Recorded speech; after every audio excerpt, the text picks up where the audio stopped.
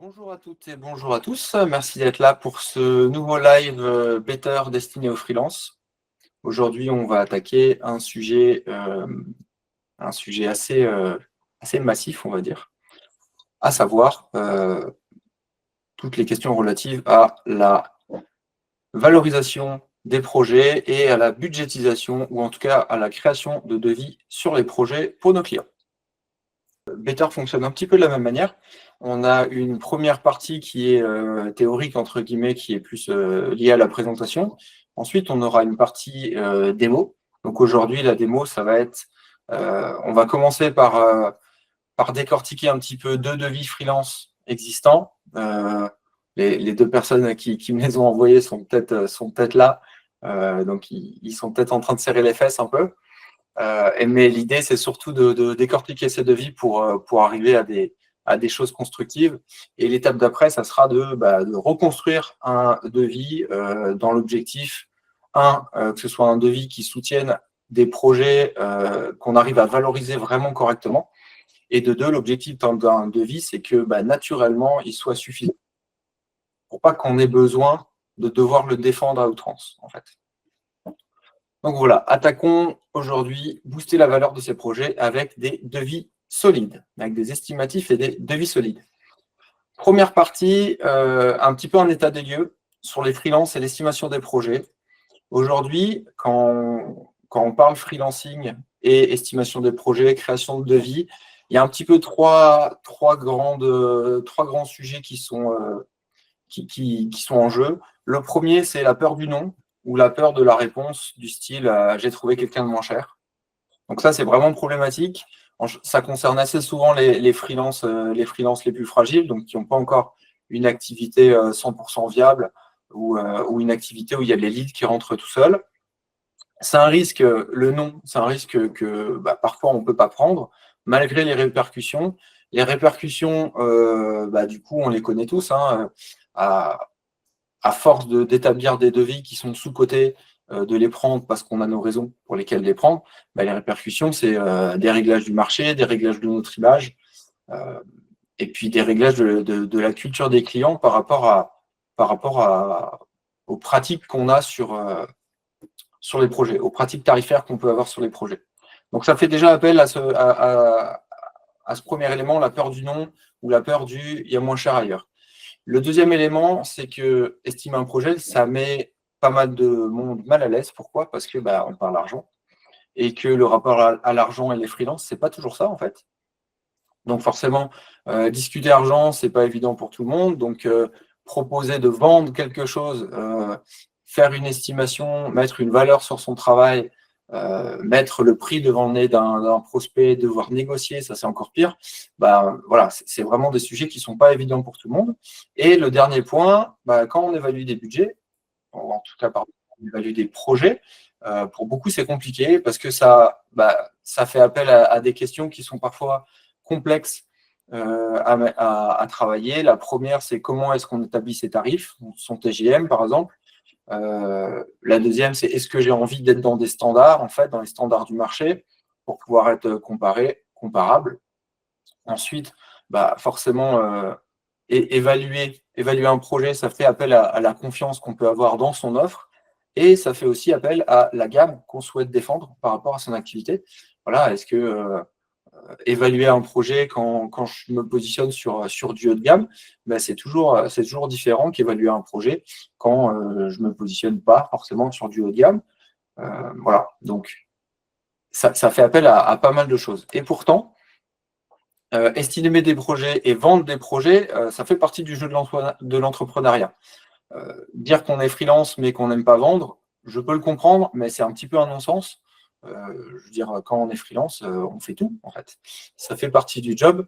Les règles, entre guillemets, il n'y a pas vraiment de surprise à ce niveau-là.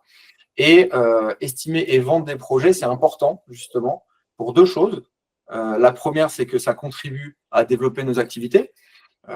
Ça contribue à vivre de nos activités plutôt que de survivre de nos activités. Ça fait une grosse différence. Le deuxième point, c'est que ça contribue à construire des réserves. On le voit sur les années 2024-2025 qui sont incertaines pour beaucoup de freelances. En fait, construire des réserves de cash ça permet d'éponger un petit peu ces périodes un peu plus incertaines, ça permet d'investir, de se former et surtout de développer la qualité. Oui, vendre permet de développer la qualité parce qu'en fait, on est dans des conditions beaucoup plus confortables et beaucoup plus saines en termes d'état d'esprit pour livrer quelque chose de qualité. Le deuxième point, c'est que estimer et vendre, c'est important parce que ça contribue à la confiance qu'on a pour mener à bien notre activité. Quand on arrive à vendre, c'est toujours bien. Quand on arrive à vendre au prix, c'est encore mieux. Quand on est rentable sur nos projets, c'est vraiment encore mieux. Et quand en plus la vente, c'est-à-dire la soumission du devis, la négociation et la validation finale se fait sans souci, là, en général, c'est la totale jambon beurre. Là, on est vraiment dans ce qui fait qu'on peut développer une confiance vraiment forte par rapport à notre activité. Donc, qui je suis aujourd'hui pour vous parler de tout ça et qui je suis justement pour faire toutes ces remarques. Pour ma part, donc, je m'appelle Geoffrey Leroum, je vends du web et du design depuis 14 ans. Et en fait, je suis passé par les différentes phases de la vente de projet. Forcément, il y a eu des débuts, donc où je vendais du pas cher, entre guillemets, parce que il me fallait mes premiers clients. Et puis, il y a eu la progression de mon parcours. Donc, moi, j'ai commencé freelance. Ensuite, je suis passé en mode studio, en mode agence et repassage en mode freelance. Donc, en fait, ça fait pas mal de typologies de projets à vendre. Je suis passé par des étapes où, forcément, au début, mes premiers sites ou mes premières identités, c'était des budgets pas forcément très, très reluisants, jusqu'à arriver à des budgets quand j'avais l'agence, à des budgets où, quand on vendait du WordPress, par exemple, on était sur du 35K en clé d'entrée. Donc, ça fait une grosse transition entre les débuts d'une activité et un positionnement plutôt premium. Et surtout, aujourd'hui, après 14 ans, je pense que pas mal de freelance le vivent aussi, on arrive au fur et à mesure à être à l'aise avec ses prix et avec ses décisions budgétaires avec les clients. Donc, c'est-à-dire qu'avec le temps, on apprend à assumer, on apprend à justifier ses prix, surtout à les assumer, c'est le plus important. Et on les justifie en construisant des prix et des estimatifs avec méthode. Et surtout, on justifie aussi, on assume son positionnement parce qu'on est au rendez-vous des livrables qu'on promet à nos clients. Mais en tout cas, aujourd'hui, ce qu'on va voir, c'est vraiment la construction des estimatifs avec méthode. C'est vraiment la clé pour que demain, vos estimatifs, vos devis se défendent par eux-mêmes. Voilà. Donc, qui dit live freelance dit petit instant promo. Qu'est-ce que je fais avec les freelances? C'est de l'accompagnement. Alors, moi, je propose aux freelances de l'accompagnement qui est complémentaire à leur métier de base. C'est-à-dire, je ne fais pas de l'accompagnement en production, par exemple, mais je fais de l'accompagnement sur tout ce qui est soft skills et sur des sujets qui touchent à des choses que j'ai forcément dû développer avec au fur et à mesure de mon parcours. Donc, on parle de business, de structuration d'offres, de prospection, de monter des propals, de signer des devis. On parle aussi de communication, de posture et de pilotage d'activités freelance, notamment pilotage des chiffres, pilotage d'équipe, délégation, etc., etc. Donc voilà. Si vous êtes intéressé par mes contenus freelance, ils ne sont pas sur LinkedIn, ils sont plutôt sur Instagram, et vous avez le lien pour découvrir le programme de coaching. Alors, attaquons le vif du sujet ou le dur du sujet, je ne sais plus. Vendre des projets au juste prix avec des devis en béton armé. Comment est-ce qu'on fait? Donc, avant de passer à la démo, j'ai pour habitude de vous présenter des piliers de la méthode que je vous suggère, en tout cas. Premier pilier, c'est vraiment un pilier utile en avant de projet. Quand on veut défendre, ou en tout cas quand on veut valoriser des projets de manière forte et qu'on veut présenter ça de manière forte aussi, la première chose, c'est de ne pas restreindre sa lecture de la demande client. Un client qui veut juste un logo, souvent, il ne veut pas juste un logo. Un client qui veut juste un site, souvent, il ne veut pas juste un site. Donc, en fait, vous allez commencer à valoriser vos projets à partir du moment où vous traitez la demande client d'une certaine manière. Répondre « je veux un site » par un devis avec forcément, votre intervention, elle va être limitée à créer le site. Tandis que si, dès le début, vous posez des questions, vous vous intéressez à la problématique client, en fait, vous intéressez au contexte client, là où il veut aller avec son entreprise, qu'est-ce qu'il a déjà essayé, etc. Et que vous traitez vraiment sa demande avec beaucoup plus de profondeur que simplement je veux un site, je te donne un site, bah, en fait, vous commencez déjà à valoriser votre intervention et vous commencez déjà à vous positionner comme un prestataire ou une prestataire qui va proposer une réponse sur laquelle il y a de la méthode, il y a de la structure et on est sur quelque chose de sérieux. Donc, ça nous fait passer au point 2. Questionner, c'est commencer à construire son prix. Donc, la méthode avec laquelle vous traitez la demande, elle fait partie de votre process, en fait. Et votre client, assez souvent, il n'achète pas juste un site ou juste une identité, il achète le parcours de création du site ou le parcours de création de son identité. Le process de prise en compte du besoin fait partie de ce parcours-là et il est avant même que la vente soit signée. Le dernier élément de ce principe, c'est tout deviser, mais tout, en fait, ne rien oublier.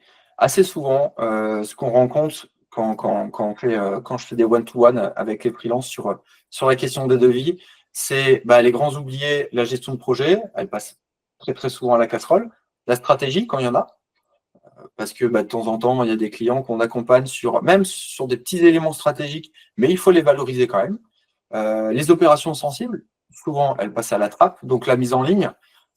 Sur un site internet, la mise en ligne, c'est quand même une opération hyper sensible, donc il faut qu'elle soit distincte sur le devis. Quand on fait de l'identité ou du design, sur l'identité, ça peut être la mise au net, donc c'est-à-dire la préparation vraiment propre des logos, c'est l'équivalent d'une mise en ligne. Bref, tout ce qu'on n'arrive pas forcément à traquer en termes de temps passé, ça doit être devisé tout de même. Deuxième principe, il faut garder en tête, quand on évalue un projet, qu'il n'y a pas une seule manière d'évaluer les prestations. La manière assez classique qu'on a dans le monde du freelancing pour évaluer les prestations, c'est le temps passé, c'est le TJM ou le tarif horaire. Voilà. C'est la méthode la plus classique. C'est aussi la méthode qui présente ses limites. On a tous en tête l'exemple du dessin de Picasso sur le coin de table. Ça présente ses limites parce que si on n'arrive pas à faire évoluer ces TJM, avec l'expérience, on va être plus efficace. En fait, c'est-à-dire qu'on va passer moins de temps sur des opérations. Si on n'arrive pas à faire évoluer ces TJM et à vendre des TJM plus chers, ça veut dire qu'à chaque fois, avec l'expérience, on va vendre moins cher. C'est un petit peu injuste, étant donné que avec l'expérience, on devient meilleur, on devient plus pointu, etc. Donc c'est une limite sur laquelle il faut faire attention. Et l'autre grand oublié dans le sujet du TJM, c'est qu'on n'est pas obligé d'avoir un seul TJM. Pour ma part, par exemple, j'ai 3 TJM.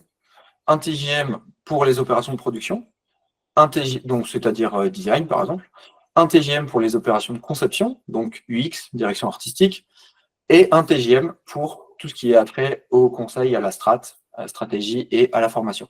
Donc vous pouvez construire vos estimatifs avec plusieurs TJM, parce que finalement, votre TJM représente plusieurs types d'interventions avec des impacts stratégiques qui sont différents. La deuxième manière d'évaluer une prestation, c'est de s'intéresser au prix de non-résolution du problème de votre client, en fait. Et assez souvent, vous vous rendez compte que quelque chose que vous mettez 3 heures à faire, ça se trouve, le prix de non-résolution de ce problème pour votre client, ça ne représente pas 3 fois votre tarif horaire, en fait. On va faire des calculs simples, vous êtes à 100 € de l'heure, vous résolvez un problème, ça coûte 300. Est-ce que, si on se pose la question du coût de non-résolution, est-ce que 300, c'est vraiment la juste manière d'évaluer votre intervention, sachant que ce problème, par exemple, coûte factuellement, je ne sais pas, 3 000 € par semaine à votre client? Non, en fait, c'est incohérent. Il faut du coup, dans ce cas-là, trouver une autre manière d'estimer votre intervention. La troisième option qu'on a pour évaluer les prestations, c'est la valeur que ça a de générer du gain, entre guillemets, avec ce qu'on produit. Je précise tout de suite, du gain, ce n'est pas forcément que de l'argent. Le gain, ça peut aussi être un gain de confort, un gain d'autonomie, un gain de réactivité, etc., etc. Je prends l'exemple que j'avais vécu sur un projet, création d'un modèle de landing page. En fait, le gain pour mon client, c'était de pouvoir être autonome dans ses campagnes ads et compagnie, en créant des landing pages. sur la base d'un design system qui existait déjà. Et donc, en fait, le gain, c'était l'autonomie, la réactivité, parce qu'il pouvait sortir ses landing pages super, super vite. Et moi, pour autant, ça m'avait pris que quelques heures. Est-ce que ça vaut quelques heures? Non. Donc voilà, c'est un troisième élément à considérer quand vous réfléchissez à l'évaluation d'une prestation. L'idée, du coup, quand on va construire un devis, c'est qu'en fonction des différents postes d'un devis, ben, on va adopter l'une ou l'autre des méthodes. Bah, tout simplement parce qu'il y a des éléments qui vont se faire au temps passé, mais il y a d'autres éléments, par exemple des ateliers de conception, c'est pas forcément des choses qu'on va estimer au temps passé, c'est plutôt des choses qu'on va estimer soit à la manière du forfait, soit par rapport à ce que ça génère en termes de gains, entre guillemets, pour le projet. Donc ce qu'il faut bien garder en tête, c'est il n'y a pas que le TJM, il y a d'autres manières de faire, et sur un devis, il n'y a pas que de l'estimation au TJM. Sur un même devis, vous pouvez varier les différentes approches. Principe numéro 3, donc ça c'est un des principes de base pour construire des devis béton, difficilement attaquables, on va dire, ou en tout cas des devis qui soient compréhensibles, c'est construisez vos devis comme des timelines. Donc c'est le 3.1. L'idée, c'est que quand on achète quelque chose, quand vous achetez quelque chose, vos clients, quand ils achètent quelque chose, on a besoin de comprendre ce qu'on achète. On n'achète pas des choses qui sont floues, en fait. Qu'on n'arrive pas à saisir, qu'on n'arrive pas à expliquer, qu'on n'arrive pas à s'approprier. Donc, en fait, construire votre devis sous la forme d'une timeline, ça va permettre à votre client, à votre prospect, de comprendre, en fait, par quelle étape on va passer pour mener à bien le projet.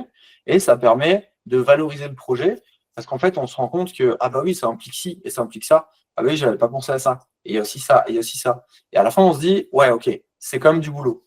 On n'accepte pas. Mais en fait, on a des prospects qui sont beaucoup plus conscients de ce que ça représente de réaliser leur projet.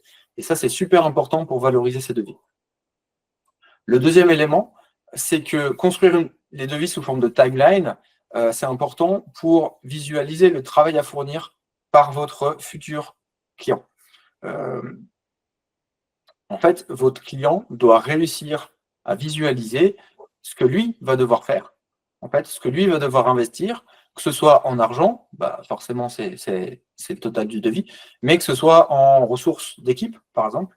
Donc c'est important dans cette timeline, à un moment, bah, d'indiquer, bah voilà, à ce moment-là, en fait, le client doit fournir ça, que ce soit de la disponibilité, de la réactivité, etc., etc. Ça peut être quand vous formalisez les feedbacks.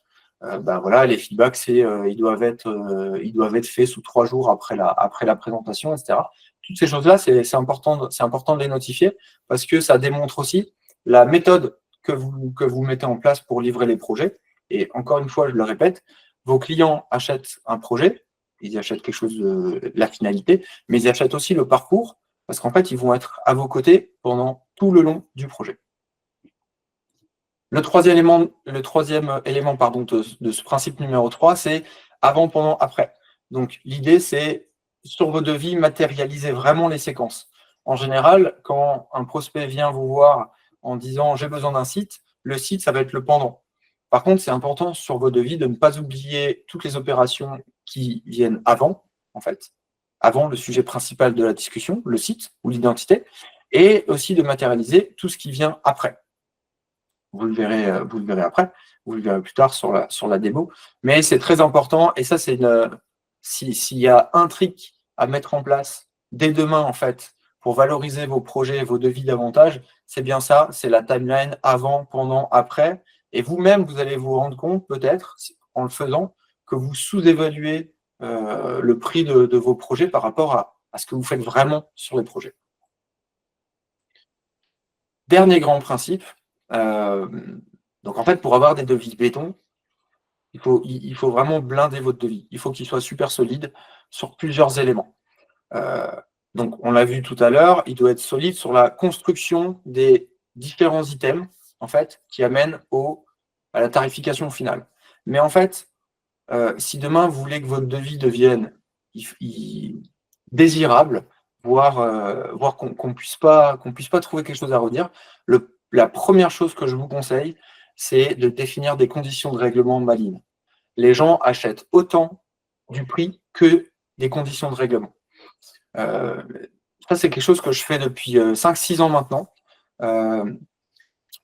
Moi, je suis parti du principe que toutes mes conditions de règlement, en fait, je les pensais de manière à ce qu'elles soient pratiques pour mes clients et pour moi. Et qu'est-ce qui doit être pratique pour mes clients et pour moi? C'est mon client, il ne veut pas faire un acompte de 30% et après se prendre une facture finale de 70% parce que ça fait mal à la trésor. Et moi, sur un projet qui dure, par exemple, 3 ou 4 mois, je ne veux pas me contenter d'un acompte qui va tenir 3-4 mois pour ensuite avoir un gros solde. Pour mon client et pour moi, ça fait des variations de trésorerie qui sont beaucoup trop importantes, en fait. Donc, ce que je fais, par exemple, c'est que en fait, j'évalue la durée du projet en mois. Je divise ça en, imaginons, 4 mois, je divise ça en mensualités. La première mensualité, c'est l'acompte. Et après, vous avez des situations et un solde. Et l'avantage, c'est que c'est beaucoup plus sain. C'est beaucoup plus sain pour votre trésorerie. C'est beaucoup plus intéressant pour votre client parce qu'ils préféreront toujours avoir des plus petits paiements à faire plutôt que de se prendre un gros 70% à la fin du projet. Et voilà, vous pouvez quand même contractualiser en disant, voilà, l'acompte, c'est le paiement principal, on va démarrer uniquement quand l'acompte il est réceptionné, etc. etc. Voilà. Mais en tout cas, les conditions de règlement maligne, c'est le deuxième gros trick que je vous conseille de mettre en place si vous voulez, que vos devis soient plus faciles à être acceptés. Le deuxième point, c'est les CGV. Donc, des CGV en béton. Pourquoi? Parce que déjà, c'est une marque de sérieux. Ça montre que vous n'êtes pas des touristes, que vous êtes là pour faire le job vraiment correctement. C'est aussi rassurant.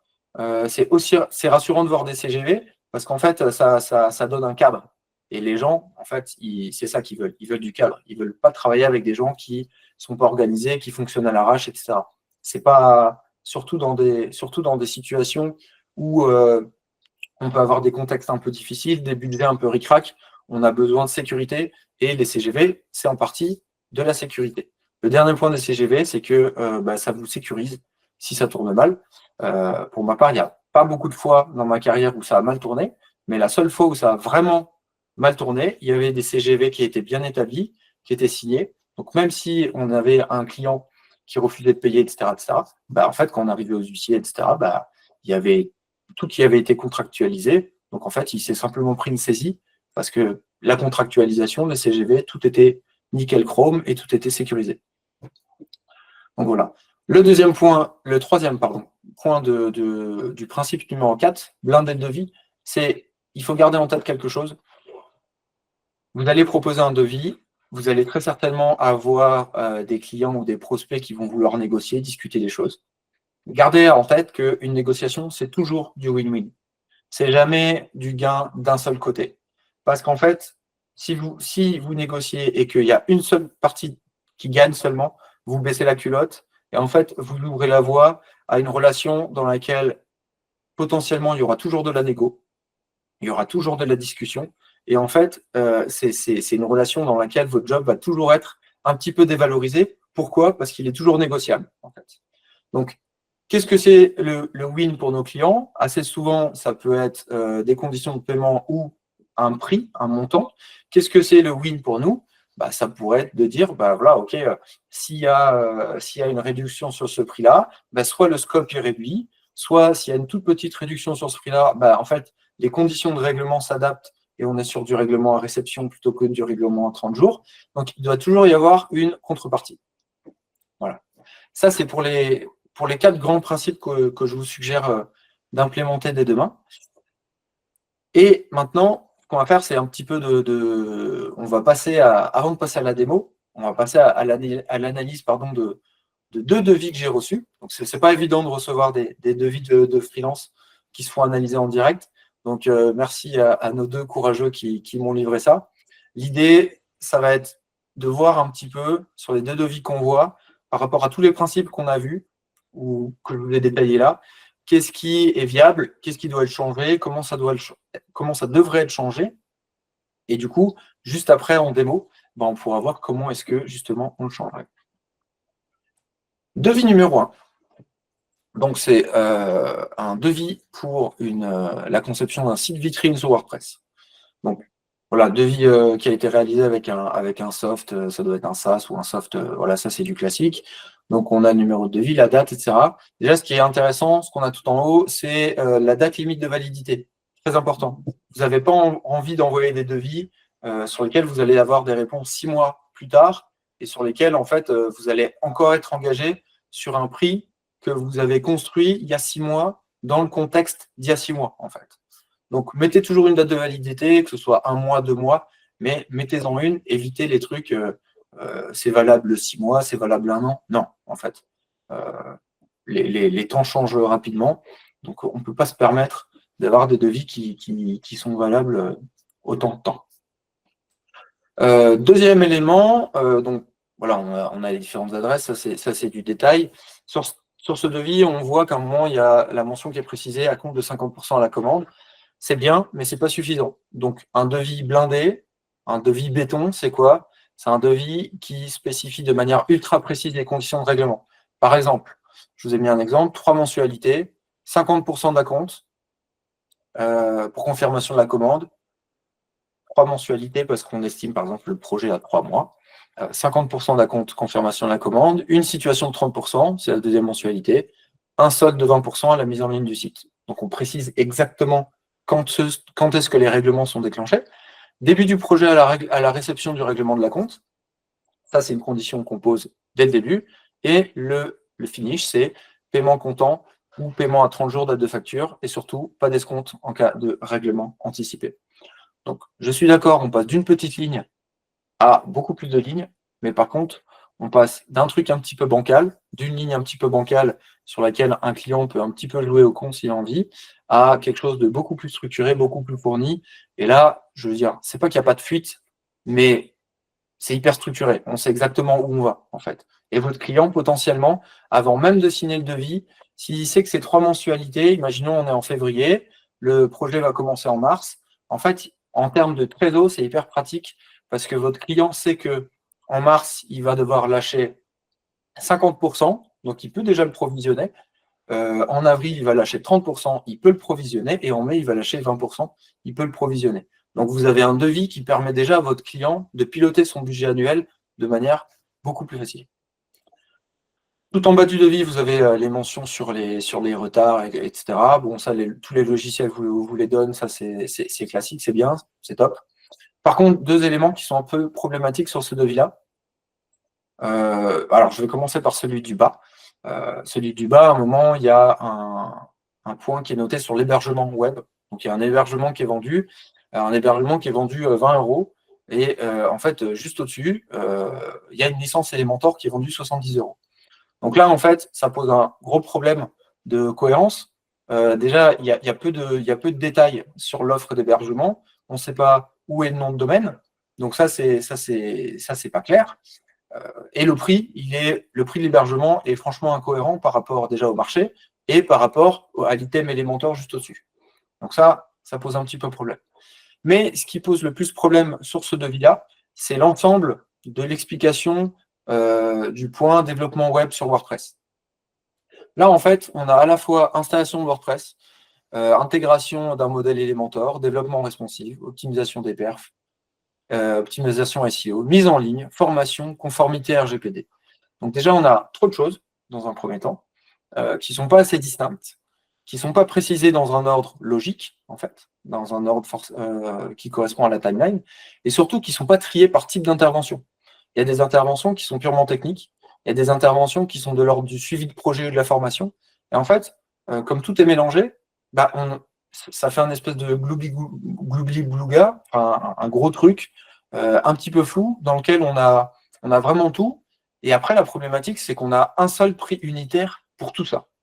Donc, on a une lisibilité de la construction du projet qui est inexistante, en fait. On ne sait pas par quelle phase on va passer. On ne sait pas ce que tel job représente en termes de temps ou en termes d'énergie. Le client ne sait pas ce qu'il va devoir fournir.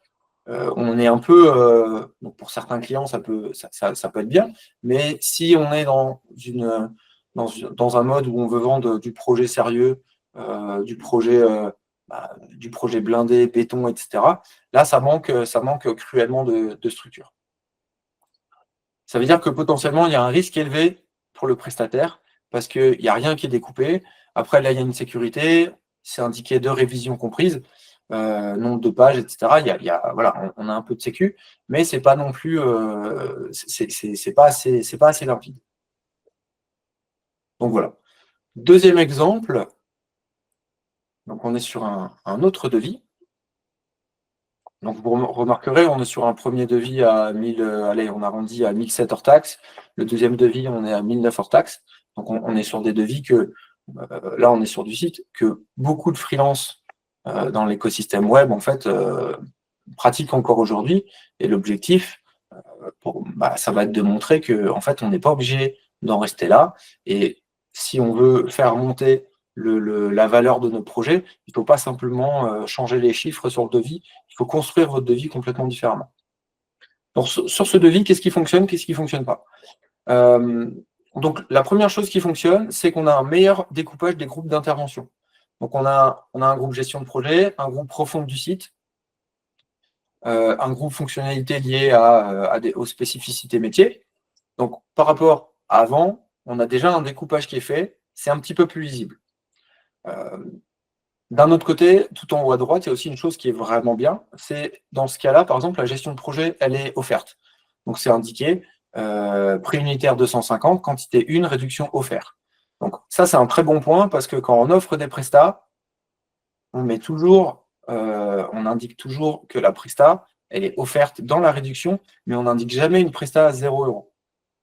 C'est toujours important de préciser la valeur réelle de la prestation. Là, ce qui est un peu embêtant, c'est qu'elle est semi-précisée. On a juste un prix unitaire et 1. Donc, c'est comme difficile de se dire que la gestion de projet, c'est 250 balles et c'est tout, sur tout l'ensemble du projet.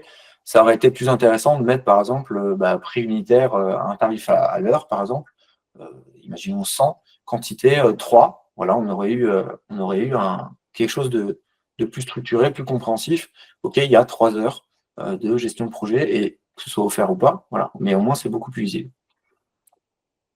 En termes de problèmes sur ce devis-là, ce qu'on va voir, c'est déjà tout en bas, c'est qu'on n'a aucune condition de règlement qui est précisée, de pénalité, de comment ça se passe, il n'y a rien.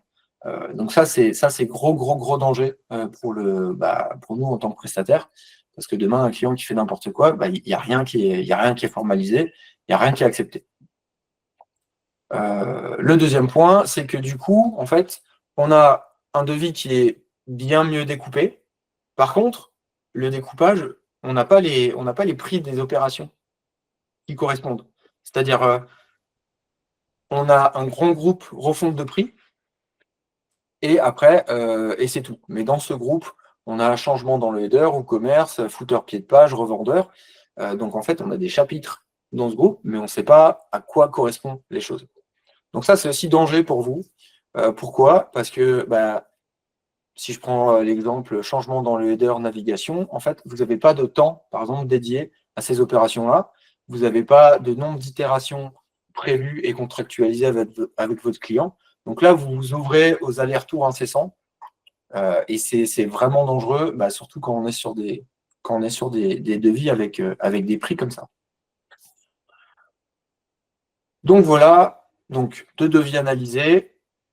Que je vous propose maintenant, c'est de jumper sur une petite démo pour voir un petit peu de quelle manière est-ce qu'on peut appliquer les différents principes qu'on a là. Alors, j'ai préparé bien sûr, j'ai un peu travaillé en amont. J'ai préparé un modèle, donc on n'est pas sur un devis qu'on va faire dans Penny Lane ou quoi que ce soit, c'est pas du tout l'objet.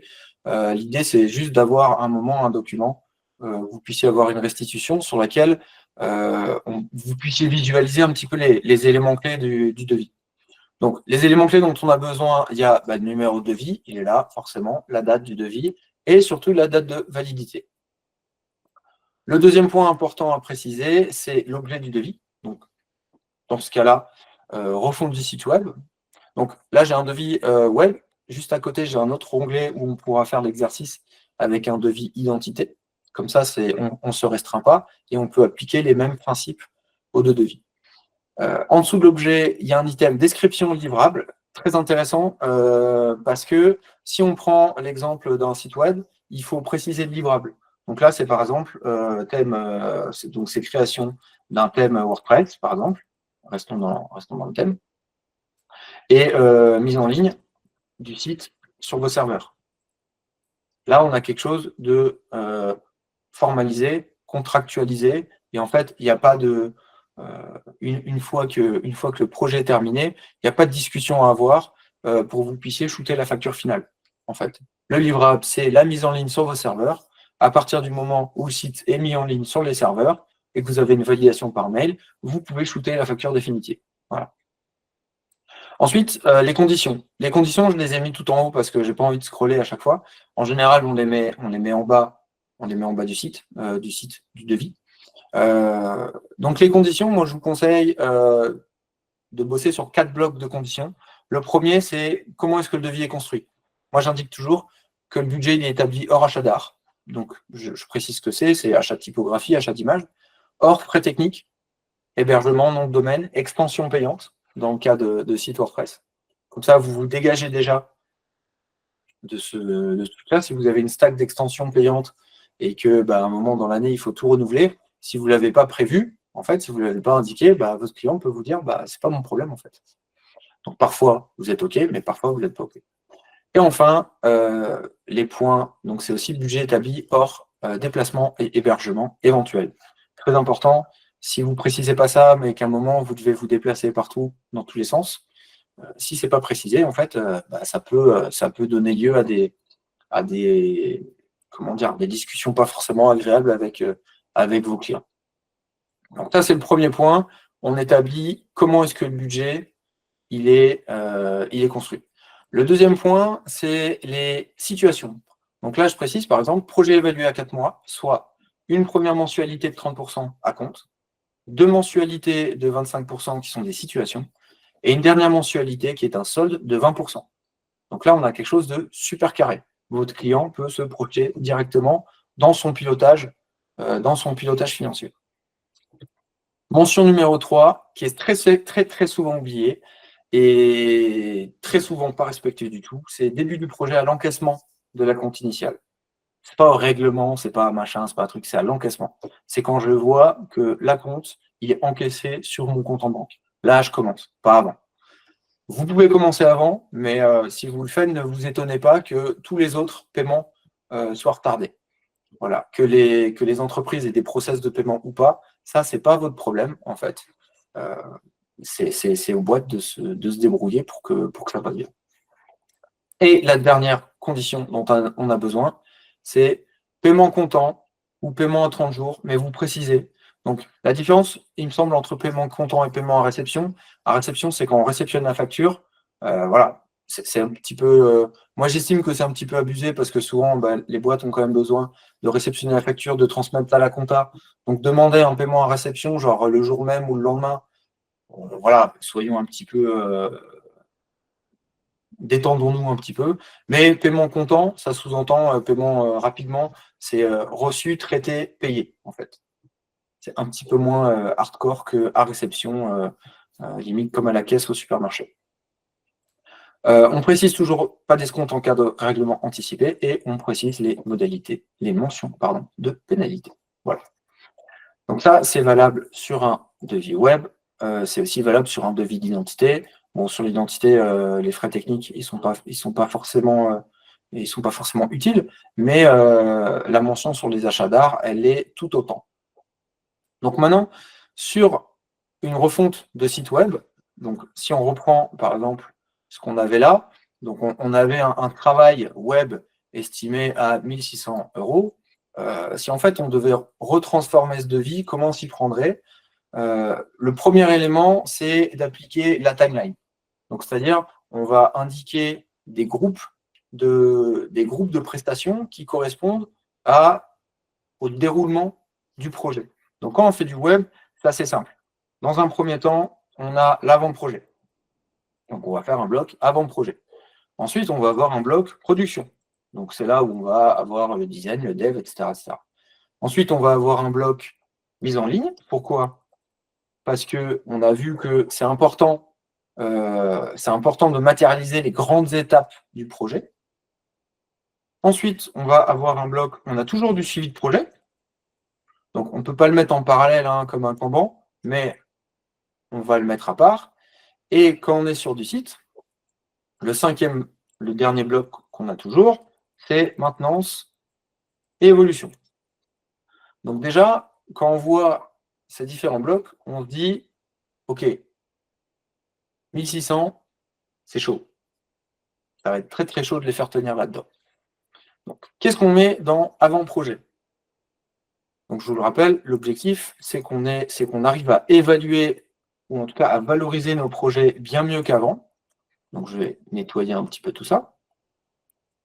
Et voilà, c'est que les clients puissent comprendre qu'est-ce qui va se passer. Dans l'avant-projet, moi, je vous conseille toujours de commencer avec un kick-off projet. Donc, le kick-off projet, vous indiquez, par exemple, c'est une session de 3 heures qui sert à définir les objectifs du projet,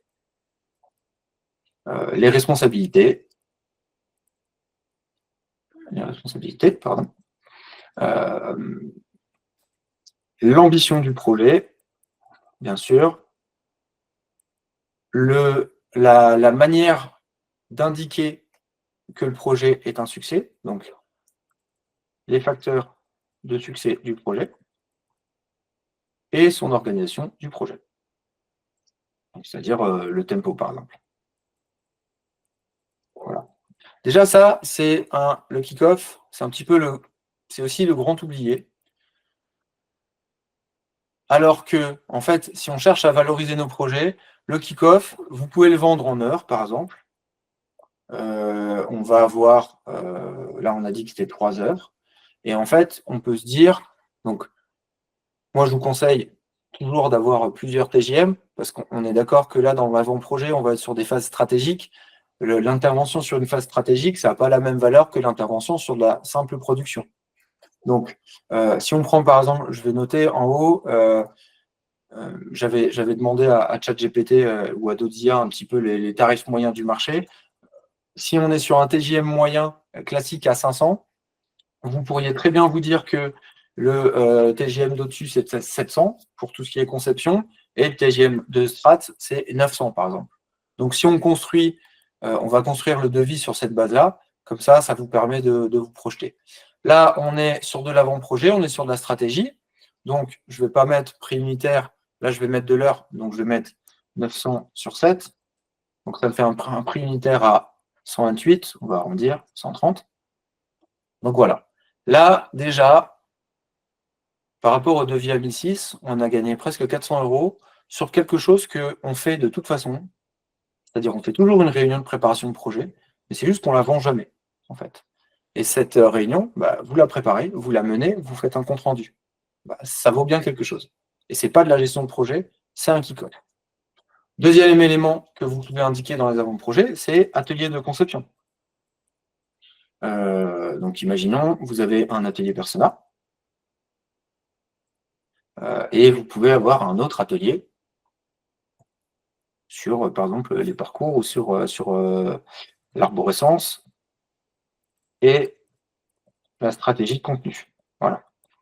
Là, on est dans le cas, donc c'est aussi, là, on va le faire à l'unité. Donc, on est dans le cas où je vous disais, il y a plusieurs manières de calculer les choses. On peut le faire au temps passé. Donc, c'est ce qu'on a pris pour le kick-off. Le kick-off, on aurait très bien pu faire un forfait aussi, un forfait kick-off à 300, et puis passer à autre chose. Ça marche très, très bien aussi. Là, pour les ateliers de conception, moi, souvent, ce que je vous conseille, c'est de construire un forfait qui est construit par rapport au temps que vous passez. Donc, imaginons un atelier, c'est une demi-journée, un intervenant et 4 participants. Pour ça, pareil, on le précise, pour éviter que vous ayez, toute la boîte qui débarque, en fait, soit juste pour faire les touristes, soit juste comme ça. Donc, vous précisez quand même le cadre. Et surtout, vous précisez, donc on ne va pas tout, le livrable, c'est un livrable, pardon. C'est un CR. Ça peut être une modélisation graphique des personas, ou ça peut être un compte-rendu écrit. ou ça peut être un mind map, etc. Donc, on précise toujours le livrable. Et là, du coup, pour calculer un atelier de conception, moi, ce que je vous suggère, c'est une méthode très simple, c'est de se dire, bah, on va passer une demi-journée à l'animer, donc ça fait une demi-journée. On va très certainement passer une demi-journée, voire une journée à le construire. Donc ça fait aller 0,75. Et la restitution, on va repasser une demi-journée. Donc on arrive à un jour 1,75. Si je fais 1,75 fois, donc là vous choisissez, soit on n'est pas sur de la prod, normal. Ce n'est pas de la prod, c'est de la stratégie. Donc ça n'a pas à être de la prod. Pourquoi? Parce qu'un atelier de conception n'a pas le même impact pour le projet que simplement un web design, en fait. Le web design va s'appuyer sur la stratégie, en fait. C'est quelque chose qui va faire vivre la stratégie. La stratégie, elle est bien plus au-dessus, donc en fait, elle ne peut pas valoir le TJM de la prod. Donc si vous êtes un peu timide, vous pouvez mettre votre TJM moyen, ou si vous êtes vraiment, vraiment dans la confiance, vous mettez votre TJM, et là, ça nous fait 900 fois 1, 75. Je regarde combien ça donne, 1575. Là, vous décidez d'arrondir, par exemple. Bah, vous dites, chez moi, l'atelier, c'est le forfait atelier, c'est 1600. J'ai 2 ateliers, et puis ça. Voilà. Bien sûr, ça, vous le réglez en fonction de votre gamme, de votre positionnement, etc. Et là, on a déjà, vous voyez qu'on n'a pas attaqué le site, qu'on a déjà un devis à 3005. Donc là, j'ai mis 2 ateliers, on pourrait très bien en mettre un. Voilà, vous choisissez. Donc ça, c'est ce qu'on oublie toujours dans l'estimation de projet. Le minimum qu'on oublie toujours, c'est l'avant-projet. Et parfois, ce qu'on oublie, c'est les ateliers. On a quand même assez souvent, que ce soit dans le web ou dans l'identité, on a une expérience qui fait que on a la capacité d'animer des ateliers de conception pour nos clients, pour les aider à mettre en place une structure plus saine pour mener le projet. Donc maintenant, on va enfin pouvoir attaquer la prod. Donc, si on regarde, là, on avait principalement de la prod technique qui est valorisée. Mais encore une fois, sur un site, qu'est-ce qu'on pourrait mettre en avant? On pourrait mettre en avant Wireframe, simplement. On pourrait mettre en avant BA ou univers de marque. On va avoir de UI design. Allez, le guide de style, on va le mettre là-dedans. On pourrait le mettre à part, mais on peut le mettre... non, en fait, on va le mettre à part. En fait, finalement, on va le laisser là. Pourquoi? Parce que le guide de style, ça dépend vraiment de vos clients. Si vous avez des clients qui sont hyper matures en web, le guide de style, vous pouvez en faire quelque chose à part. Parce qu'en fait, ils vont avoir la maturité et la capacité de comprendre ce que c'est et à quoi ça sert. Si vous avez des clients plus lambda, qui ont une culture digitale, une culture design qui est moins élevée, évitez de faire des devis qui soient aussi trop puristes, des devis de trop de designers, en fait. Parce que pareil, guide de style, s'ils ne comprennent pas ce que c'est, on l'a vu avant, on ne comprend pas on n'achète pas ce qu'on ne comprend pas. Donc pareil, ça se trouve, UI design, on pourrait mettre web design. Direction artistique, ça se trouve, on mettrait univers graphique de marque. Voilà. Ce pas des dénominations de puristes, hein, métiers, mais c'est des dénominations qui sont compréhensibles par nos clients. Là, on va décaler ça. Donc là, vous voyez déjà que on peut, ça va aller vite. On va vite s'éloigner du prix qu'on avait. Donc Wireframe 700. Pourquoi? Parce que c'est de la conception. Rappelez-vous, l'impact d'un wireframe, il ruisselle sur tout le reste du projet. Donc, ce n'est pas de la production. L'univers graphique de marque, vous pouvez le mettre en production. Moi, souvent, je le mets en conception, mais vous pouvez en prod. Web design, on peut le mettre en prod. Ensuite, on va avoir intégration du thème. Avant ça, on va avoir configuration du système WordPress. Tac. Pareil, là, on n'est pas sur de la prod. Quand on configure le système WordPress, on est plutôt sur la direction technique, donc sur la conception. L'intégration, on est sur de la prod. Ce que vous avez encore, donc configuration du système, intégration du thème. On va mettre, vous avez tout ce qui est installation, config et customisation des plugins. que c'est bête, mais les plugins, quand vous retapez tout le design d'un plugin, ça fait quelque chose. Vous pouvez avoir du dev custom, etc., etc. Et là, vous pouvez vraiment détailler. Assez souvent, en fonction de l'impact ou en fonction de la volumétrie, ou en tout cas, comment dire, pas forcément de la volumétrie, mais si vous bossez sur un petit site ou si vous bossez sur un gros site où il y a de l'enjeu, il y a deux postes, ou en tout cas, deux postes qui peuvent être intéressants aussi à indiquer. C'est la direction technique, donc là qui passe en direction technique, et la direction créative. Donc là, en fonction du type de devis que vous traitez, c'est des choses qui peuvent être intéressantes, à intégrer. Bien sûr, on est de nouveau pas sur de la prod. Donc là, en fait, ce qui est intéressant, c'est qu'on voit ce qui va passer en avant-projet. Dans la production, on reste sur ce truc de timeline. Donc en fait, on sait qu'on va avoir de la direction technique, de la direction créative, du wireframe, et ensuite, il va se passer ça dans cet ordre-là, en fait. Voilà, dev custom. On va mettre les montants après. Ensuite, vous avez la mise en ligne. Mais on pourrait mettre, ce que je vous propose, en fait, c'est de mettre le suivi de projet avant. Vous allez comprendre pourquoi. Alors, le suivi de projet, c'est souvent un grand oublié. Pour quelle raison? C'est que on ne sait jamais comment l'évaluer. Il y a peu de freelances qui sont capables de dire, OK, moi, en général, sur un projet web, je passe tant et tant de temps en gestion de projet. Sur un projet d'identité, je passe tant et tant de temps. C'est super galère à évaluer. Pareil, assez souvent, on facture ça comme de la prod quand on le facture, là où, en fait, il y a d'autres prestats le factureraient plus comme de la conception. Ça dépend vraiment. Si le suivi de projet, c'est simplement dire, OK, je fais un compte rendu, c'est pas si c'est ça. Vous n'avez pas forcément matière à le vendre comme de la conception. Ça peut être vendu comme de la prod. Par contre, si on est sur un mode où en fait le suivi de projet, c'est avec, je sais pas, une grosse boîte et il y a un vrai volet stratégique, pilotage, etc. là-dedans, là, vous pouvez passer sur un tarif de conception parce que vous aurez de quoi justifier que c'est au tarif de conception. Donc, suivi de projet, les grands oubliés, c'est le suivi de projet et formation à l'outil. Voilà, la formation, c'est là. Potentiellement, imaginons vous êtes Calliope, du coup, la formation, vous pouvez la faire passer sur le gros tarif parce qu'il y a de la prise en charge. On a un jour de formation.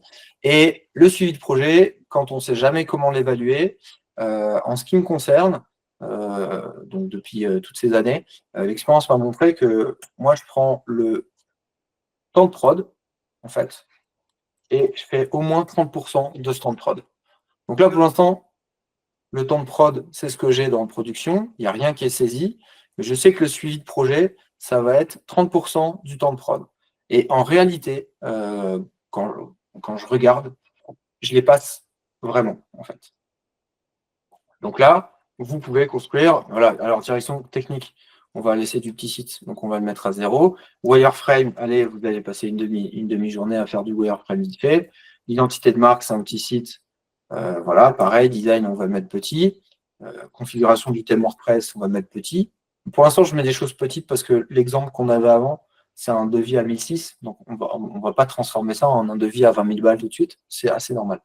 L'intégration du thème, là, souvent, on peut se poser la question, OK, comment est-ce que je fais ça? Là, c'est un peu la même chose que le suivi de projet. Moi, avec les années, je me suis rendu compte que l'intégration représentait X%. Ou en tout cas, on arrivait à faire des ratios entre le temps qu'on passait en créa et le temps qu'on passait en tech. Et c'était par exemple, le temps de tech, c'est 2 fois et demi le temps de créa. Là, vous vous embêtez pas. Si j'ai un jour de créa, j'ai 2 jours et demi de tech. Installation config custom plugin, vous mettez, si vous avez, là, on va essayer de se rapprocher du devis qu'on avait avant. Du dev custom, on n'en a pas. Voilà. Et là, normalement, pardon, la formule était mauvaise. Vous voyez que ce qu'on a en prod nous génère 1,65 jours de gestion de projet. La formation à l'outil, elle est là. Et là, si on regarde, donc sur le devis qu'on avait avant, il n'y avait pas d'atelier. Donc je vais enlever les ateliers parce que sinon, c'est un peu trop c'est un peu trop facile de le gonfler. Mais là, si on compare déjà, on va voir que ce qu'on avait tout à l'heure à 1007 hors taxe, et là encore, je n'ai pas mis optimisation SEO, on pourrait le mettre, hein. Optimisation SEO, des perfs, ce genre de choses, conformité RGPD. On l'ajouterait dans production au bon endroit, mais là déjà, sans faire ça, on voit que je suis à 5K. Donc là, on est passé de 1007 à 5. Est-ce que pour autant, on est en mode ça ne les vaut pas ces 5? Bah, pas vraiment, parce qu'en fait, on se rend compte que là, on a hyper découpé notre travail, mais que tout ce travail, on va le faire de toute façon. Donc, tout le travail qui est fait, à un moment ou à un autre, il faut quand même qu'il soit vendu. Voilà. On va continuer la mise en ligne. Donc, mise en ligne sur vos serveurs. Et le deuxième point qu'on oublie toujours de la mise en ligne, c'est mise en œuvre les redirections. La mise en ligne, pareil. Est-ce que c'est au temps passé? Pour moi, non. Pour moi, c'est à l'unité, parce qu'on est sur une opération de mise en ligne. En fait, ce que je fais, moi, en général, la mise en ligne, je sais qu'il y a la mise en ligne, il va y avoir tout le monitoring, etc. Donc, on va devoir veiller à ce que tout se passe bien, on va faire toutes les vérifs.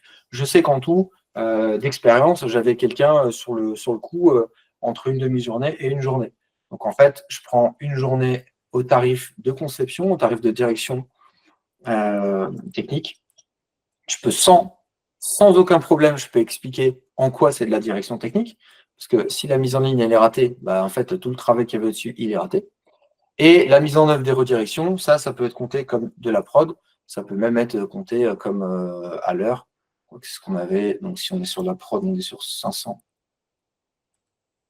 Sur 7, on a un tarif horaire à pas grand-chose. On va mettre 80. Et par exemple, 3 heures à 80. Et on a les redire. Voilà. Là, les redirections, c'est un post hyper intéressant sur des devis web. Pourquoi? Parce que c'est le post qui mérite d'être précisé. Donc, en fait, il faut, dans les redirections, indiquer exactement qui fait quoi. Donc, c'est liste des URL fournies par le prestat, attribution des nouvelles URL par le client, donc par le prestat sur donc le livrable, c'est un tableur, par exemple. Attribution des nouvelles URL par le client, et après, implémentation des redire par le prestat. Donc là, encore une fois, on sécurise parce qu'on indique exactement qui fait quoi.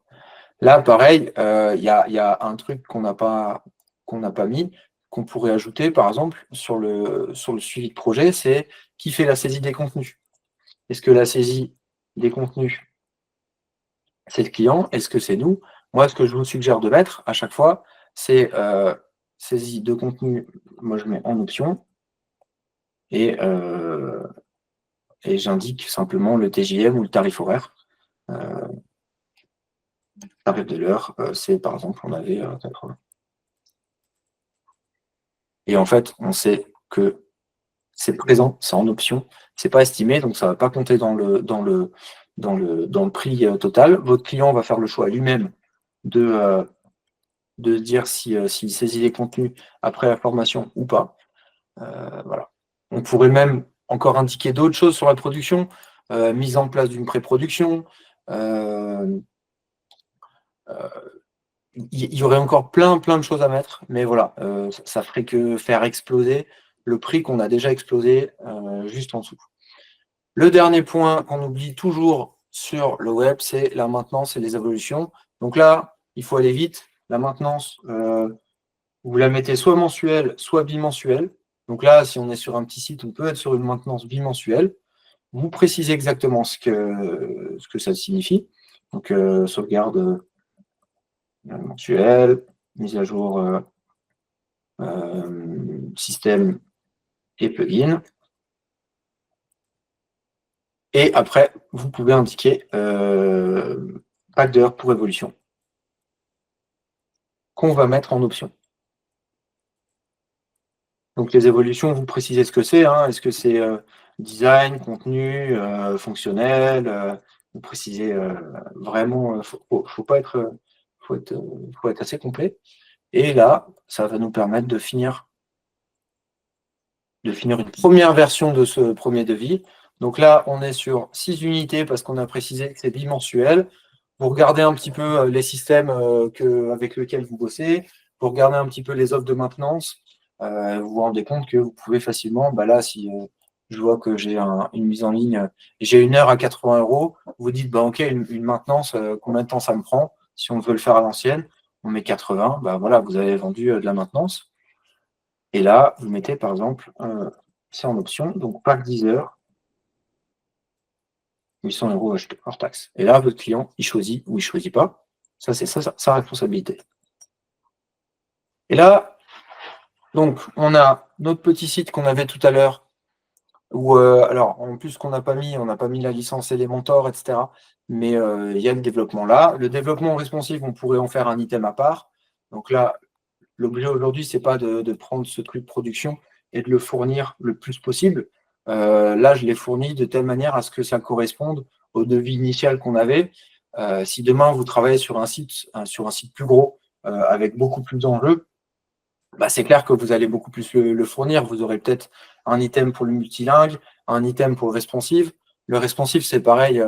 L'intégration du thème, vous avez ça. Le responsive, partie du principe. Essayez de mettre des rapports pour calculer ça rapidement. Dans le responsive, en général, je mets 30% de l'inté desktop et ça marche très bien.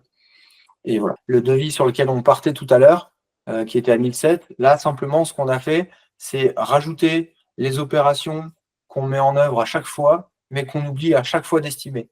Donc, l'opération typique, c'est le kick-off parce qu'on fait toujours de la préparation de projet. Et l'autre opération qu'on fait tout le temps, mais qu'on n'évalue jamais, c'est le suivi de projet et la formation à l'outil. Si je fais le total, je me rends compte que là, j'ai déjà 2115 € en fait, en plus sur le projet, qui sont pas volés entre guillemets, parce que c'est des choses qui sont faites, mais parce qu'on avait un projet, un devis qui n'était pas assez détaillé, c'était des choses qui n'étaient pas valorisées. Et là, typiquement, c'est con, mais sur le devis d'avant, on vient de perdre 2000 balles. Donc, assez souvent, quand je discute avec des freelances qui se posent la question de comment mieux valoriser leurs prestations, déjà, on se rend compte que sur une presta à 1007, ou en tout cas sur le site qu'on avait là, en fait, la réponse numéro 1, c'est commence à vendre le suivi de projet que tu fais. Après, il faut être à la hauteur, c'est-à-dire que du suivi de projet, quand on fait une réunion, on envoie un petit compte-rendu, et voilà, c'est pas non plus, ça ne casse pas non plus 3 pattes à un canard, ça se fait bien.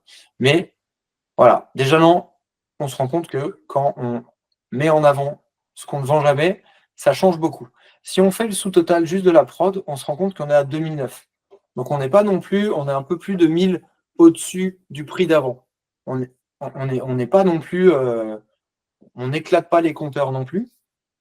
Par contre, si on met en œuvre une autre recommandation que j'avais indiquée, c'est-à-dire matérialiser les moments vraiment importants d'un projet, on se rend compte que la mise en ligne, c'est un moment vraiment important, c'est un moment critique. C'est pas quelque chose qu'on fait, c'est pas quelque chose qu'on fait à l'arrache.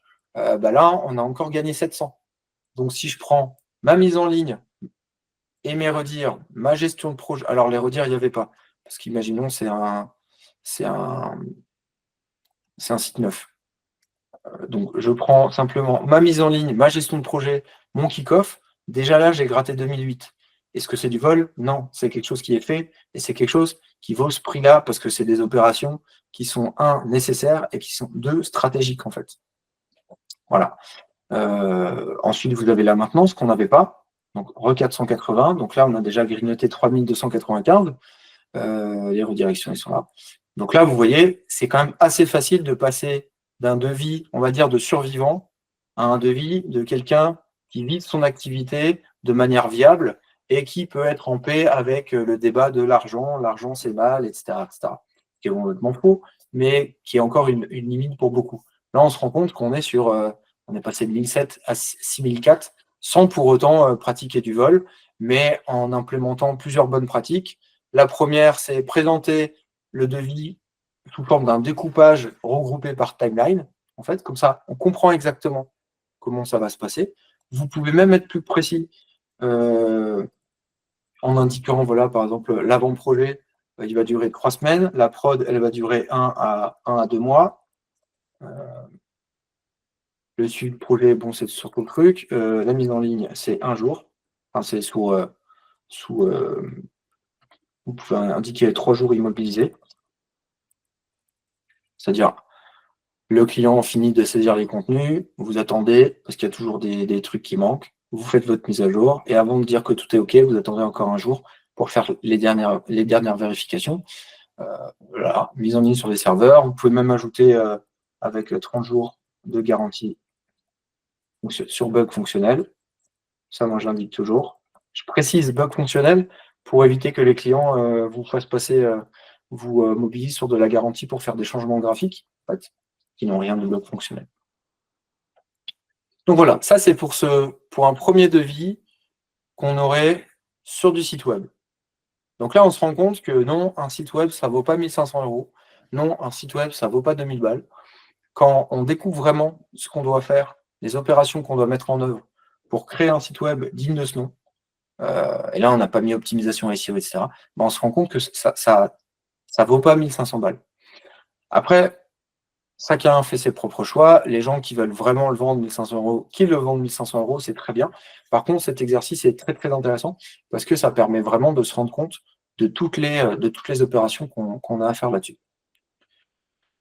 Si maintenant on termine ou si on applique ça sur l'autre projet d'identité qu'on a juste à côté, on pourrait répliquer presque la même chose. C'est-à-dire, on pourrait avoir sur un projet d'identité un avant-projet avec un kick-off, bien sûr.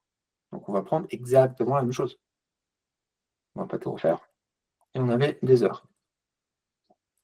Donc là, on a un kick-off. Ça sert à définir les objectifs du projet, les responsabilités, l'ambition, etc., etc. Pas de souci. 2, on pourrait commencer à... on aurait aussi la production. Donc, quand on monte une identité, en termes de production, il y a des choses. Donc, il va y avoir les recherches préliminaires. Voilà. Donc là, on est potentiellement sur de la prod. Donc, vous mettez ce que vous voulez, mais voilà, vous faites une identité, vous avez au moins, on va essayer de faire un devis qui est raccord avec le devis web qu'on avait tout à l'heure. On a potentiellement au moins 1 jour et demi de recherche préliminaire. On anticipe déjà en sachant que on va avoir un bloc suivi de projet et on va avoir un bloc livraison. Et là, ça va aller très vite. La livraison sur une identité, vous allez avoir donc la création. Alors moi, j'appelle ça toujours la mise au net. Mise au net de tous les assets de marque. Là, vous précisez ce que c'est comme livrable. Est-ce que vous livrez du SVG, du PNG, etc., etc. Vous aurez une formalisation d'une charte graphique. Et évidemment, la mise au net, vous précisez et éventuellement, si vous êtes sur les formats colorimétriques, donc on va livrer de la quadrille, du RVB et du Pantone. Encore une fois, c'est comme sur le web, c'est des choses que de toute façon on fait, donc il faut les mettre. Le suivi de projet, donc on ne va pas forcément avoir de la formation, mettons-le au même qu'on a là. Livraison, ça, c'est pareil que la livraison du site, c'est pas de la prod, parce que c'est une opération qui a un impact fort sur tout le déroulé, ou en tout cas sur toute la mise en application d'une identité. Donc voilà. Est-ce qu'on a toujours le son? Je vérifie cette fois. Oui, c'est bon. Formalisation d'une charte graphique, ça peut être de la prod, il n'y a pas de souci. Vous allez mettre, je sais pas, vous allez mettre une journée à faire une charte graphique propre et à sortir 4 logos en quadrille Pantone RVB qui sont décomposés bien nickel clean, peut-être une demi-journée. Le suite projet, on l'a là. Et ce qu'on fait tout de suite, c'est On fait notre même moutarde qu'on avait là. Et on a juste à s'occuper de la production. Donc là, vous voyez, on n'a pas attaqué la prod, on a déjà 1990 en identité. Donc pareil, dire qu'un logo, ça vaut 500 balles.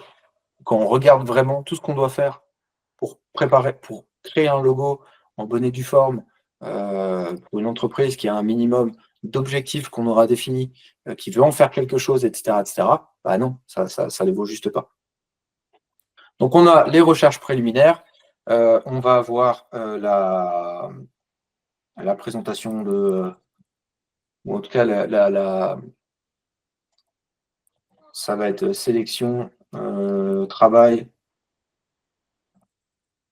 sur 3 pistes, par exemple, même si j'aime pas trop ce truc de 3 pistes. Pareil, on est sur de la prod. Voilà, vous avez fait vos recherches, vous allez matérialiser 3 pistes que vous allez présenter avec le logo, les projections sur les différents supports, etc. Donc là, pareil, les livrables, on indique toujours ce qu'on a. Présentation, logo et univers graphique avec mise en situation.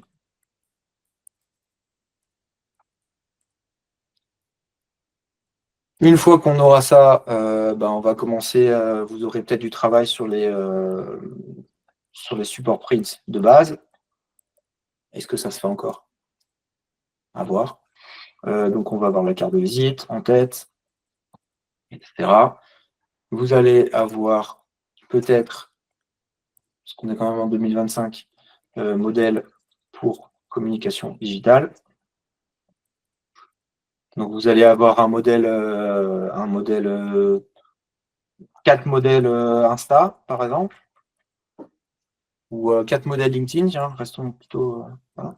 4 modèles LinkedIn, vous allez avoir une signature mail, et vous allez avoir un modèle newsletter. On se rend compte que ça va quand même très, très, très, très vite. Et encore une fois, c'est toujours ce que je répète, ça ne va pas très vite parce qu'en fait, on cherche à survendre les choses. Ça va très vite parce que simplement, on liste ce que dans la vraie vie, on fait, en fait. Et là, l'avantage en faisant ça, c'est que votre client voit exactement tout ce qu'il y a, parce que là-dedans, dans le livrable, on va lui préciser exactement ce qu'il va recevoir. Il voit exactement ce que chaque poste vaut. Et quand, après, on va parler de négociation, etc., ça sera simplement de dire, soit vous, à un moment, vous voulez vraiment le projet, vous baissez vos prix, baissez pas forcément les temps passés, mais mettez une remise, par exemple.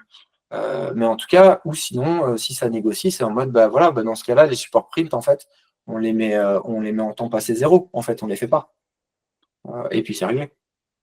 Donc là, ça, vous avez peut-être besoin d'une demi-journée. Et là, on va bosser un peu plus, 500. Voilà. Par exemple. On est sur quelque chose d'assez simpliste. On ne va pas tout refaire.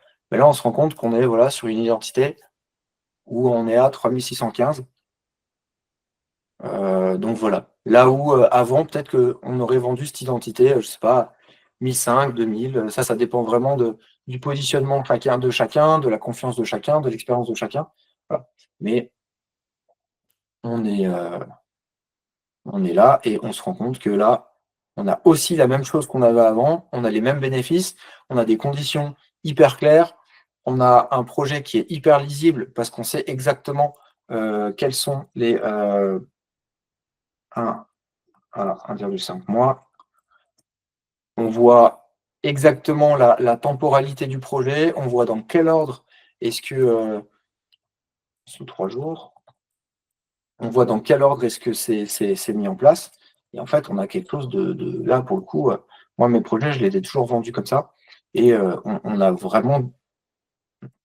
vraiment des devis béton parce qu'en fait, tout est précisé, tout est clair, tout est limpide. On comprend l'histoire, en fait, qui fait qu'on arrive du point A au point où j'ai mon logo et ma charte.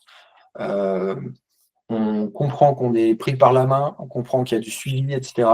Donc, voilà, c'est vraiment des modèles qui marchent pour tout. Et moi, très rapidement, quand j'ai commencé, quand je suis passé en mode studio, ça m'a aidé. Et j'ai aussi eu besoin de faire ça, parce que quand vous grandissez, vous passez de freelance à studio, ou vous commencez à travailler avec une équipe, vous ne pouvez plus vous permettre d'être sur des petits prix comme ça. C'est juste de la mort qui arrive plus tard. Donc, vous avez besoin de changer votre méthode de construction des projets.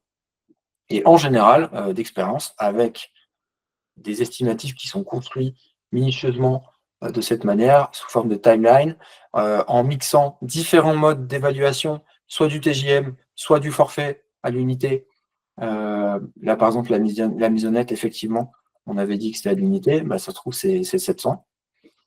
Donc, en mixant les différents timelines, mixer les différentes options d'estimation qu'on a, donc temps passé, quelle valeur est-ce qu'on estime que ça a, en fait, ça vous permet de construire quelque chose qui est vraiment, vraiment solide. Donc voilà pour la démo. Et toujours pas. Et ici. Et maintenant que la démo est terminée, je vous propose, avant les questions, une petite conclusion. Ce qu'il faut garder en tête, c'est que s'il y a une chose à garder en tête, en fait, pour faire un peu grimper la valeur de ces projets et pour réussir à défendre la valeur de ces projets sans pour autant avoir l'impression de vendre son âme, c'est que la valeur d'un projet, ce n'est pas uniquement le temps qu'on y passe, en fait. C'est aussi ce qu'on arrive à générer avec ce projet. Et ce qu'on génère avec ce projet, c'est pas uniquement, donc moi j'appelle ça des bénéfices, mais quand on parle de bénéfices, c'est pas uniquement de l'argent en fait.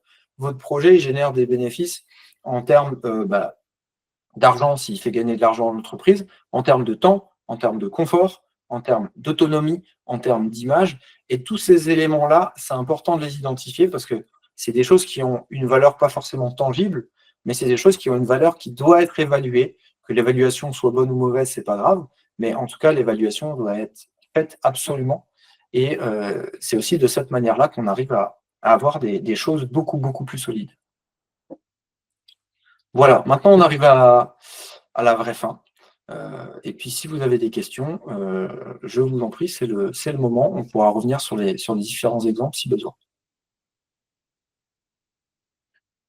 Moi, j'ai une question, du coup, je pense qu'elle est un petit peu apparue dans le chat, mais comment est-ce que tu fais pour vendre des sites à 5000 euros?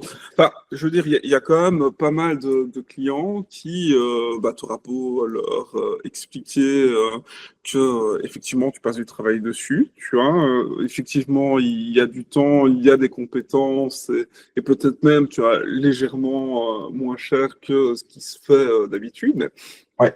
il y a vraiment des clients qui dans leur tête, un site, c'est ça, c'est grand maximum 1000 sites. Comment est-ce que toi tu as fait en fait pour passer Alors, avec les années, je suis passé du mode je veux plaire à tout le monde à en fait, ça marchera jamais. Je ne plairai jamais à tout le monde. Donc, la première chose, c'est que j'ai accepté que je ne pouvais pas contenter tous les clients et que tous les clients ne pouvaient pas me contenter. Moi, j'ai envie, avec mes clients, d'avoir des projets qui se déroulent ou que ce soit constructif. Je n'ai pas envie d'avoir à justifier à chaque fois tout ce que je fais parce que j'ai des ultra-négociateurs. Donc déjà, j'ai appris à me séparer de prospects où je savais très bien au fond de moi que ça allait mener nulle part. Le deuxième point, c'est en fait avec l'expérience, j'ai réussi à analyser des budgets moyens que j'ai pour chaque typologie de projet. Et du coup, quand je suis en call avec un client, donc ça je le fais en call, je le fais jamais par mail, mais quand je suis en call avec un client, ça me permet de leur parler d'un. C'est une notion que j'avais trouvée, que j'avais découvert avec un coach sur Insta. Il appelle ça le niveau minimum d'engagement en fait pour un projet. Et j'utilise ce wording exact parce qu'il y a en fait le wording, il y a une perception ultra sérieuse avec ça. Et assez souvent, quand je suis en call, à un moment, je me lance et je dis voilà, sur des clients avec qui je travaille, sur un positionnement où on va être sur mesure partielle. Donc, je commence à lister les différentes choses. Donc, sur des clients qui ont les mêmes problématiques que vous, sur des enjeux d'image avec des timings comme vous demandez sous 2 mois. Et en fait, je commence à synthétiser tout ce qu'il vient de me dire. Je remarque qu'on est sur un niveau minimum d'engagement de de 5K au moins, en fait. D'accord. Comment est-ce que ça vous, est-ce que ça vous paraît pertinent? Et en fait, à un moment, faut juste y aller. Après, j'y vais aussi comme ça parce que j'ai une stratégie de contenu, j'ai beaucoup de contenus publiés ou qui peuvent justifier de mon expertise, Mhm. où j'ai un portfolio qui, bah, avec les années, votre portfolio, il prend de la masse, en fait. Parce que j'ai aussi une politique où à chaque fois que je finis un projet, ça part sur de la reco LinkedIn. Donc en fait, derrière, j'ai beaucoup de réassurance, beaucoup d'éléments de réassurance assez variés pour montrer à mon client que je suis pertinent et pour lui montrer que chez moi, le minimum d'engagement, c'est ça et ça vaut ça. Ah, d'accord, ok. Ok, ok. Et cette notion niveau minimum d'engagement, voilà, on observe qu'en général, ça donne au client un feedback qui est factuel, tu vois, qui n'est pas émotionnel. Voilà, factuellement, on est là. Et après, je l'engage. La phrase d'après que je dis toujours, c'est est-ce que ça vous paraît pertinent? C'est-à-dire que je l'engage et je le branche sur. En gros, je lui dis, bah, c'est toi qui m'as dit, ton ambition, c'est ça, ça, ça, ça, ça. Mhm. Est-ce que ce prix est pertinent avec l'ambition que tu viens de me citer avant? Et en fait, c'est pas qu'il est piégé, mais il est face à la question, ok, est-ce que s'il dit non, bah, en fait, il peut pas fuir le fait qu'il veut tout pour rien. D'accord. Et en fait, ça donne, s'il dit quand même non, il est dans un mode où il avoue qu'il veut tout pour rien. Et là, pour moi, c'est très clair. C'est, bah, en fait, on va pas pouvoir s'entendre. Mhm. Ok, ok, ok. Ça va. Merci. Merci, merci. Il y avait une question dans le chat. Sébastien, est-ce que je facture l'avant-vente? Euh, L'avant-vente. Alors, je ne sais pas si tu es encore là, Sébastien, ou si tu peux préciser la question. Salut Geoffrey, ouais, je suis là, tu m'entends? Ouais, très bien. Bon, déjà, je suis super content de pouvoir te parler en vrai, parce qu'on échange souvent. Et Ouais. la présentation est top. Moi, je me suis vachement reconnu dans tout ce que tu as dit. Et effectivement, il y a une vraie différence entre la manière dont on fait un devis quand on débute. Je reviens sur Martin qui posait sa question juste avant. J'ai l'impression peut-être qu'il est sur ce genre de truc. Et plus on évolue, et plus effectivement on fait évoluer notre manière de faire des devis. Et je vois bien que toi, du coup, c'est très avancé. C'était cool. Et ma question, ouais, c'était sur l'avant-vente, parce que souvent, tu te retrouves à discuter avec des clients, à passer beaucoup de temps, alors qu'en fait, tu n'as toujours pas validé un truc. Ils t'expliquent où est-ce qu'ils veulent aller, quel est leur problème, ils sont pas très sûrs, est-ce qu'il faut faire un audit, ou est-ce qu'il faut faire un truc, ou je sais pas quoi, est-ce que ça va être un atelier d'UX, ou est-ce qu'on fait directement, je sais pas quoi. Tu vois, tu as des discussions qui peuvent être assez longues, en fait, ou parfois on va dire, bon, bah, on y réfléchit, puis on se refait une réunion demain pour voir, etc. Tu peux vite passer, je sais pas, 2 fois 1 heure en discussion, ou même à présenter ton agence, présenter ton taf, etc. Est-ce que ce temps-là, toi, tu le factures du coup a posteriori, c'est-à-dire tu vas faire ton devis et dans ton devis, tu vas mettre justement ce temps. Ah, ouais. Est-ce que je le rattrape, en fait? Ouais, ouais, Alors non, je t'avoue que non. Par contre, je fais en sorte que ce temps soit le plus optimisé possible. C'est-à-dire, je fais un premier. En fait, j'ai un process clair. C'est quand je reçois un lead, il y a un premier mail avec la définition du rendez-vous. Donc, on va se voir mardi à 11 heures. Pour mardi à 11 heures, il me faut tel élément de votre part, en fait. Donc, tac, tac, tac, tac, tac. Donc, je sais que mardi, euh, soit ils me les ont envoyés en amont, soit durant la session, je vais leur poser les questions qui correspondent aux éléments que j'ai demandés. Moi, dans la foulée, je peux livrer le niveau minimum d'engagement. Quand on finit le call, j'ai un mail compte rendu qui part avec ça, qui rappelle le niveau minimum d'engagement et en fait, qui dit bah, si c'est pertinent pour vous et si vous êtes OK avec ce niveau minimum d'engagement, bah, il n'y a pas de souci pour continuer les conversations. Donc en fait, avec ce process, tu vois, préparation d'un call, call et compte rendu de call, au final, ça ne me coûte pas beaucoup de temps, hein, c'est un mail, c'est vite fait. Bah, en fait, ouais. comment dire, quelqu'un qui n'est pas chaud pour mettre 5000 balles, lui non plus, il ne va pas passer du temps en plus avec moi sur de l'avant-vente parce que je lui ai dit par mail que chez moi, le minimum, c'est ça, en fait. Ok, Donc, ouais, donc ça veut dire que tu es assez clair, effectivement, avec ce que tu appelles le niveau minimum d'engagement. Là. En fait, tu es assez clair déjà sur le niveau de tarif. tu donnes un niveau de tarif assez vite, en fait. Oui. D'accord. Je donne un niveau de tarif assez vite et un niveau de timing assez vite parce que ça permet de faire le tri. Ouais, ok. Dans un premier temps, et que ça permet aussi à mon prospect. Nos prospects, ils veulent toujours quelque chose de tangible, en fait. Ils veulent ressortir d'un call, soit en ayant appris quelque chose, mais avec quelque chose Ils veulent un truc à manger, quoi. Donc moi, ce que je leur donne à manger, c'est le timing, c'est voilà, ton site. Moi, de ce que j'observe, les timings en général, c'est 2 mois et demi, 3 mois sur un site comme le tien. Et le budget, c'est X. Le budget minimum, c'est X. Voilà. Ok. Après, je les envoie de temps en temps sur des ressources. Et il y a vraiment ce mail. Si ce niveau minimum d'engagement vous convient, on peut continuer la conversation pour préciser le besoin et préciser l'estimatif. Mais je le Ok. facture pas. Parce que je pars du principe que, tu vois, ça fait partie du job, en fait. C'est le job du commercial. Après, comment dire, indirectement, je le facture parce que je fais en sorte que mes projets soient rentables. Donc, tu vois, si à la fin, j'ai passé 3 heures et que si je suis sur une belle rentable, je sais que les 3 heures, ils y sont et c'est réglé. Yes. Ok. Moi, j'avoue que je suis un peu enfin, je me dis un peu la même chose dans le sens où je me dis si j'y ai passé 2 heures ou 3 heures par rapport au tarif que je vends, je sais que bon, c'est pas ces heures-là vont pas me manquer, c'est pas très grave. Ouais. Mais souvent quand même, je me pose cette question de est-ce que je dois les mettre, tu vois, les afficher clairement dans mon devis pour dire bon les gars, vous m'avez pris du temps quoi. Tu vois, et à un moment donné, ce Ouais. temps-là, c'est pas cadeau quoi. Alors, moi, je le fais aussi pas parce que moi, j'ai toujours une approche avec mes clients, c'est celle de la fiabilité. Et la fiabilité, elle passe par le fait que, voilà, moi, je dis toujours, si à un moment, il y a un truc qui ne va pas sur le projet, l'idée, c'est pas de savoir qui fait quoi, en combien de temps pour résoudre le problème. L'idée, c'est qu'à un moment, en fait, juste, on résout le problème et basta. En fait, on discute pas. Donc, en fait, je ne veux pas non plus me mettre dans une position où je communique à mes clients que je facture la moindre heure, en fait. Parce que ça me mettrait dans une position avec eux où ils peuvent se sentir un peu ah ouais, mais du coup, si on décroche le téléphone un peu plus avec vous, on va payer. Et moi, je ne veux pas être dans ces situations-là parce que je trouve qu'humainement, ça dégrade les relations clients de manière très forte, en fait. Yes, j'entends. Merci pour ta réponse. De rien. Il y a eu d'autres questions là sur le chat. Est-ce que je fais remplir un questionnaire pour préparer le premier call? Non.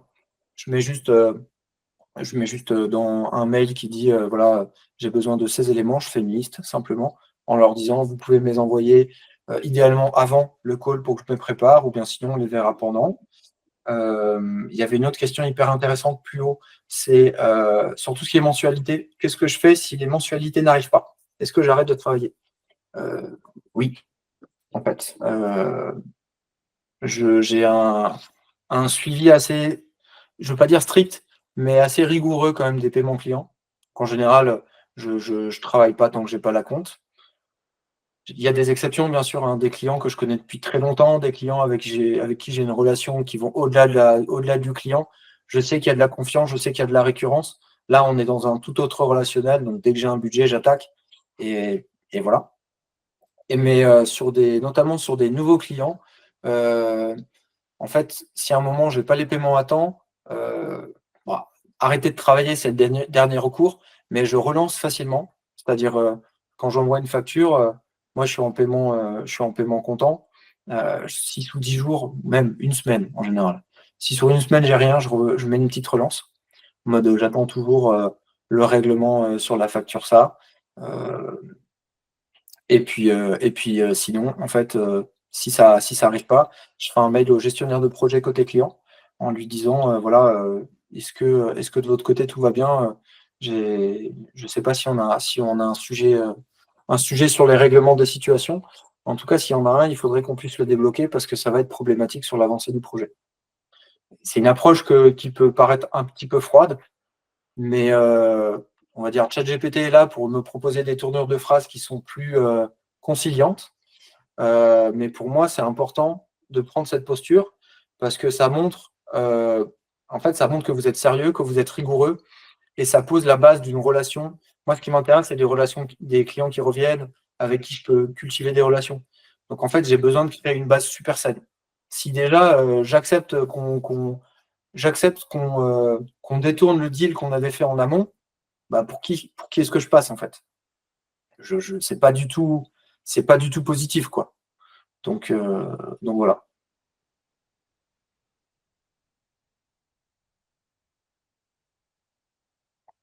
Y a-t-il d'autres questions? Il y avait une question sur le Google Sheet. Alors effectivement, je mettrai un lien vers le Google Sheet dans le replay YouTube. Top, merci beaucoup. Et je vais juste retrouver là où j'en étais. Est-ce qu'il y a encore d'autres questions? Oui, Geoffrey, salut. Tu as peu parlé, tu sais, de nombre d'allers-retours. Tu ne le précises pas par partie, par exemple, sur tout ce qui est production et… Ouais, alors… J'ai une question parce que moi, souvent, là, c'est un des points qui me pose problème en ce moment, entre autres. J'ai pas forcément… J'ai plus pour habitude de le préciser, parce Ouais. qu'en fait, typiquement, alors pour ton cas, je pense que ce serait sur des opérations UX, sur la production d'écran, autre chose comme ça. En fait, vu que je vends un timing, je vends autant, en fait, je précise que la prestation, elle est vendue, on a prévu 5 jours. En fait, les allers-retours, on fait ceux qui sont nécessaires. Par contre, dès que je vois que j'arrive à 3 jours de consommer, je commence à alerter, en fait. D'accord. Parce qu'en fait, moi, je trouve ça dangereux. Alors, ça a une vigilance en gestion de projet qui est supérieure, mais je trouve ça dangereux de trop… tu sais, quand tu dis 3 allers-retours maximum sur un devis, j'avais déjà eu des retours des gens qui disaient « Ah ouais, d'accord, ok, faut pas se rater, en fait. » Et pareil, c'est une petite graine, c'est des petites graines aux relations clients qui ensuite sont pas toujours très saines. Moi, je préfère dire « Ok, on a prévu 5 jours pour faire ça.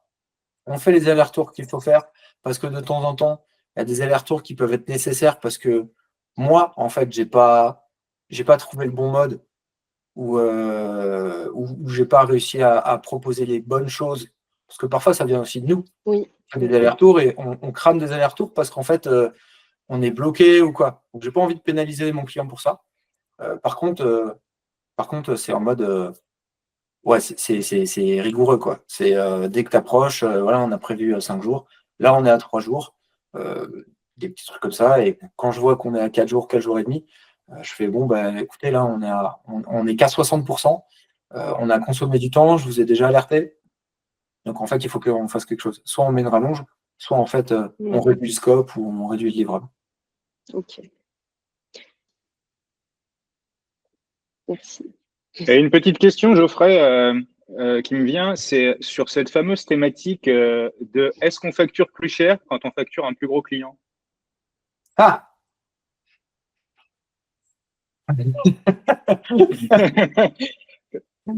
Alors, on n'a pas forcément tous rencontré le cas, mais c'est vrai que quand tu rencontres le cas, moi, je donne mon cas en particulier parce que j'ai eu la chance de bosser aussi pour des grosses boîtes.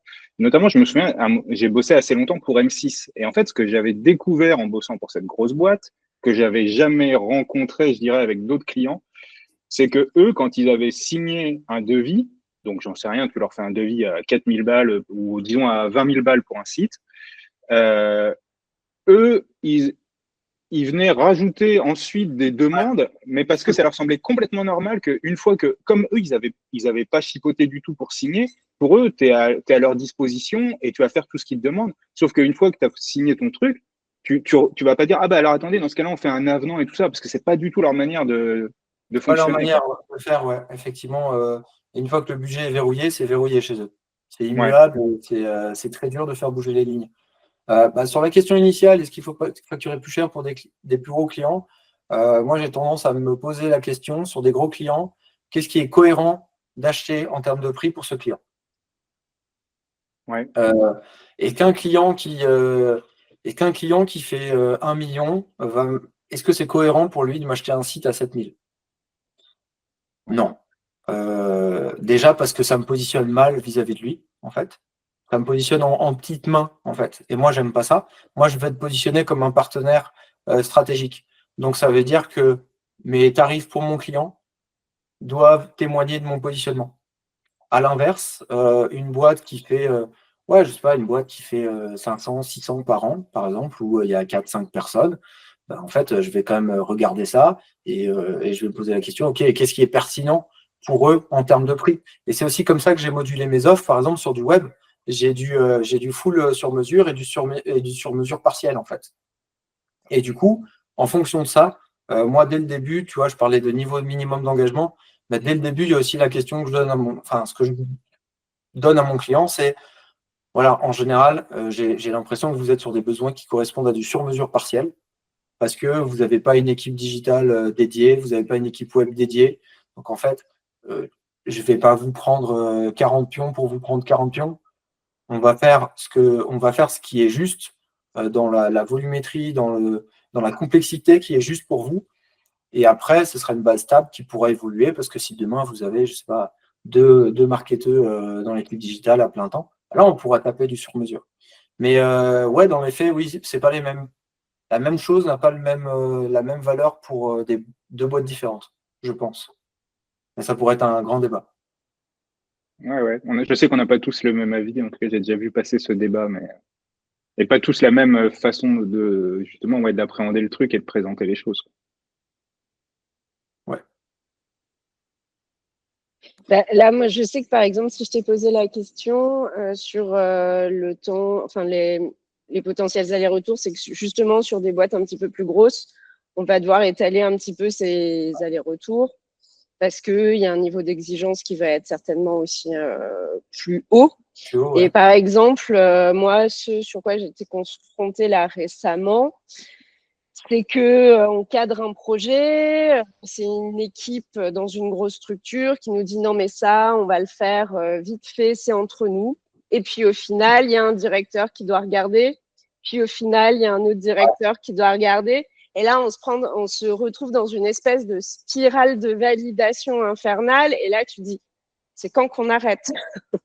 Bah, Et du coup, comme M6, bah, ils ont packagé leurs besoins.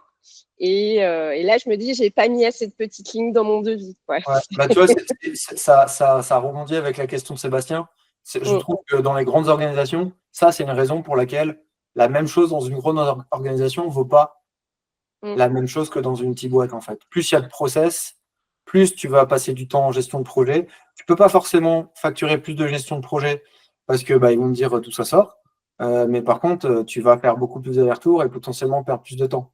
Donc, tu vois, ton exemple, ça me conforte dans l'idée que euh, une boîte, en fonction de sa complexité organisationnelle, mm. achète pas le même produit au même prix qu'une boîte 2 fois, 3 fois plus petite, par exemple. Il y a une question de Clément. Est-ce que ça t'arrive d'être loin des clous quand j'ai annoncé mon niveau minimum d'engagement? Plus aujourd'hui. Ça m'est arrivé, forcément. Comment je gère dans ce cas-là? Je fais en sorte que la presta minimum qui doit être délivrée soit dans le niveau minimum d'engagement. Et après, je mets les autres items en option. Bon, donc, tu vois, si par exemple, j'ai dépassé de 5000 et qu'il y avait des ateliers, bah, tu vois, les ateliers, je vais les mettre en option. Et comme ça me permet d'avoir un discours qui est cohérent, mais ça me permet aussi voilà, de me retourner.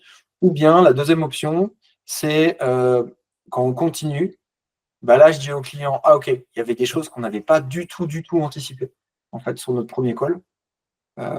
Et ça va sans doute nous amener à s'éloigner du niveau minimum d'engagement dont je vous ai parlé. Donc, c'est en fonction s'il y a un gros dépassement, là, si ça double, là, je suis cash, je leur dis, voilà, en fait, la discussion qu'on a là n'a rien à voir avec la première discussion qu'on avait. En termes de scope, c'est pas du tout la même chose.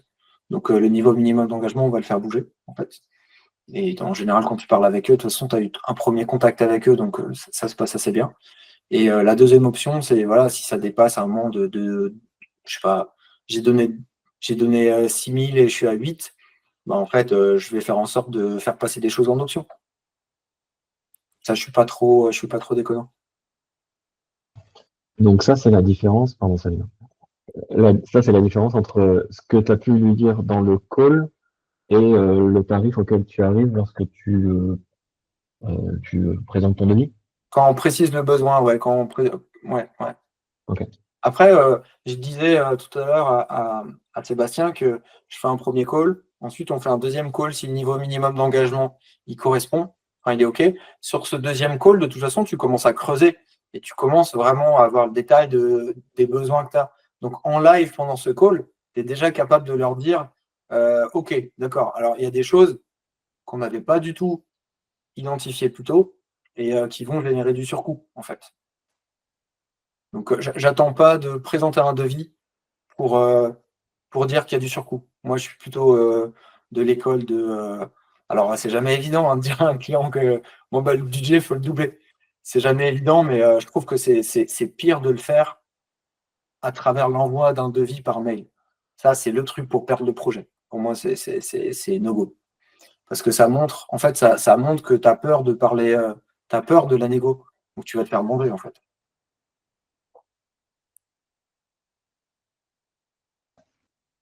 Ok, cool, merci.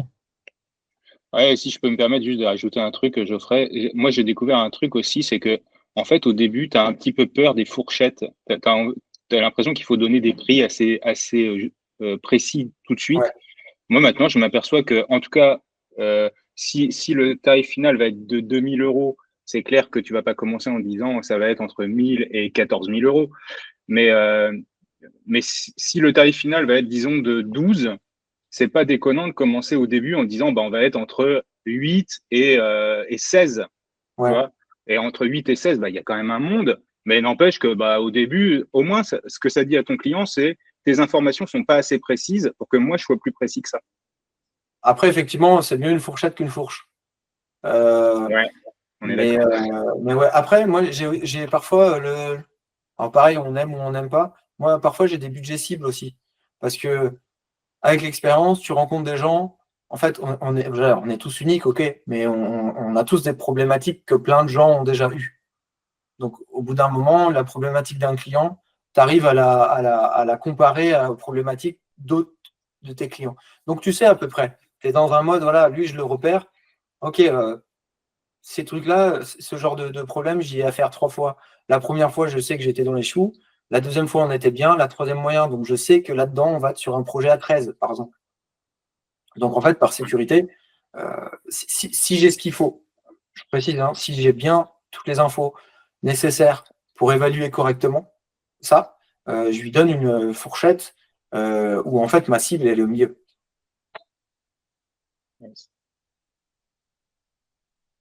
Mais oui, là, beaucoup, ça implique d'avoir un peu de track record, d'avoir vendu des prestats quelques années, d'avoir fait un petit peu des stats ou d'avoir un petit peu analysé les projets. Voilà. Ouais. Et d'ailleurs, je rebondis du coup sur ta façon de faire. Je sais pas s'il y a des gens qui sont un peu débutants ici, mais en fait, dans ta façon de faire, le fait de découper comme ça, d'être vachement dans le découpage, en fait, paradoxalement, c'est un truc qui est difficile à faire quand tu es débutant parce que tu n'as pas forcément ce recul qui te permet de dire ah bah oui, mais à chaque projet, en fait, je fais ça, ça, ça, ça, ça, ça.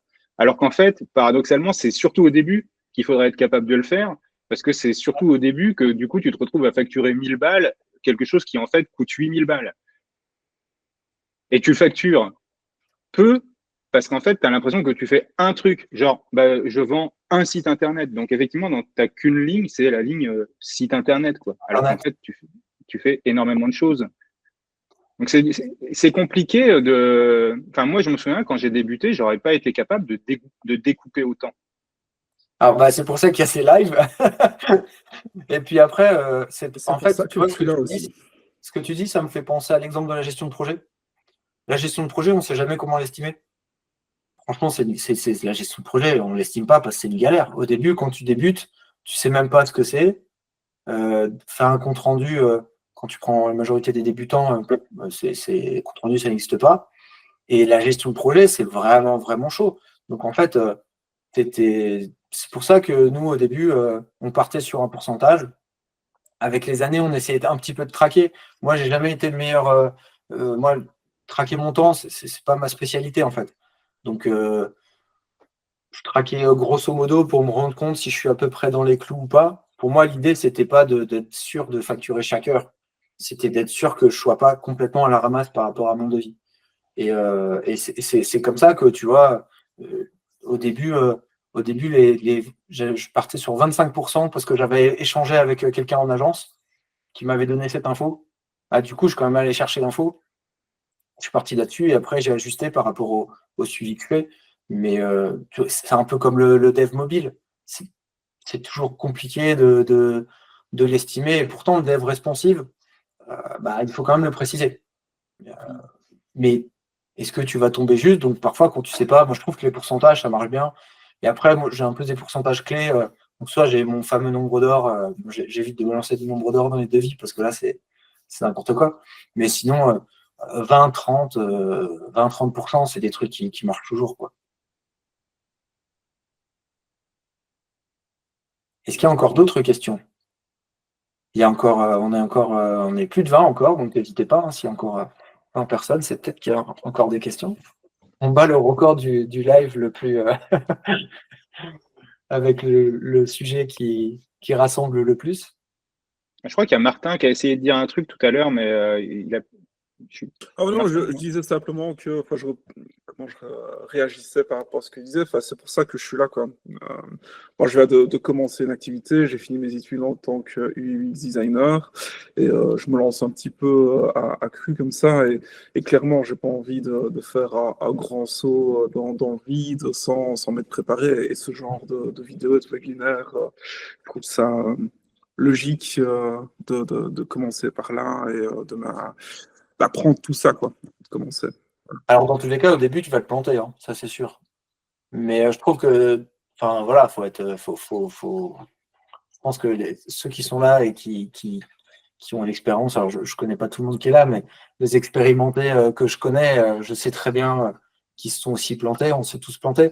Mais l'important, c'est de réagir vite, de dire, là, par exemple, si tu commences, c'est déjà de commencer à faire un devis qui est structuré, parce que le devis, au final, c'est ton image. C'est bête, mais je dis toujours, tout ce qui sort de la maison, ça doit être à la hauteur de l'image que tu veux donner. Donc, un devis fini sur un coin de table, ça donne une image de toi qui bosse en finissant les trucs sur un coin de table. Donc, déjà, si tu formalises tes devis propres, ça va être bien. Et après, l'idée, ça va être d'assez rapidement d'essayer de traquer le temps que tu passes réellement là-dessus, notamment sur des postes que tu ne maîtrises pas. Gestion de projet. Poste numéro 1 qu'on ne maîtrise pas quand on débute. Combien de temps tu passes au téléphone, combien de temps tu fasses à faire des points de présentation, etc. etc. Et après, tu compares ça, tu fais est-ce que j'étais OK sur ma prod UX? J'ai mis 3 jours, je les ai passés, OK, donc ça c'est clean. Le suivi de projet, j'ai passé tant et tant, quel ratio c'est de la prod? Et du coup, en traquant un peu, ça te permet de t'ajuster dès ton prochain devis. Et ça te permet de. Moi, j'ai mis beaucoup de temps avant d'essayer de réagir là-dessus, donc j'ai perdu énormément de temps. Donc, au plus vite tu le fais, au mieux tu pourras être réactif, quoi. D'accord. Ok, merci. Après, il faut être au rendez-vous, juste sur la gestion de projet. Le minimum, c'est un compte-rendu. Mail. Tu n'as pas besoin de faire un truc de dingue. Moi, je fais des pages Notion et je partage les Notions. Comme ça, le client, il voit l'historique et tout. Le minimum, c'est le compte-rendu mail. Sinon, tu fais un Notion, tu partages. Et voilà. C'est ça qui va justifier que tu peux facturer de la gestion de projet. D'accord. Ok. Ça va. Merci. Et du coup, Clément, comment est-ce que je ferai le switch entre vendre une presta à 2 et 5K?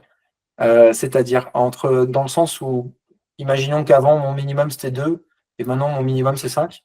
Oui. Alors que je suis dans ton cas, hein. Enfin, je suis dans le cas que tu as précisé, c'est que le boulot, il est là. C'est juste qu'il n'est pas monté, quoi. Enfin, il n'est pas.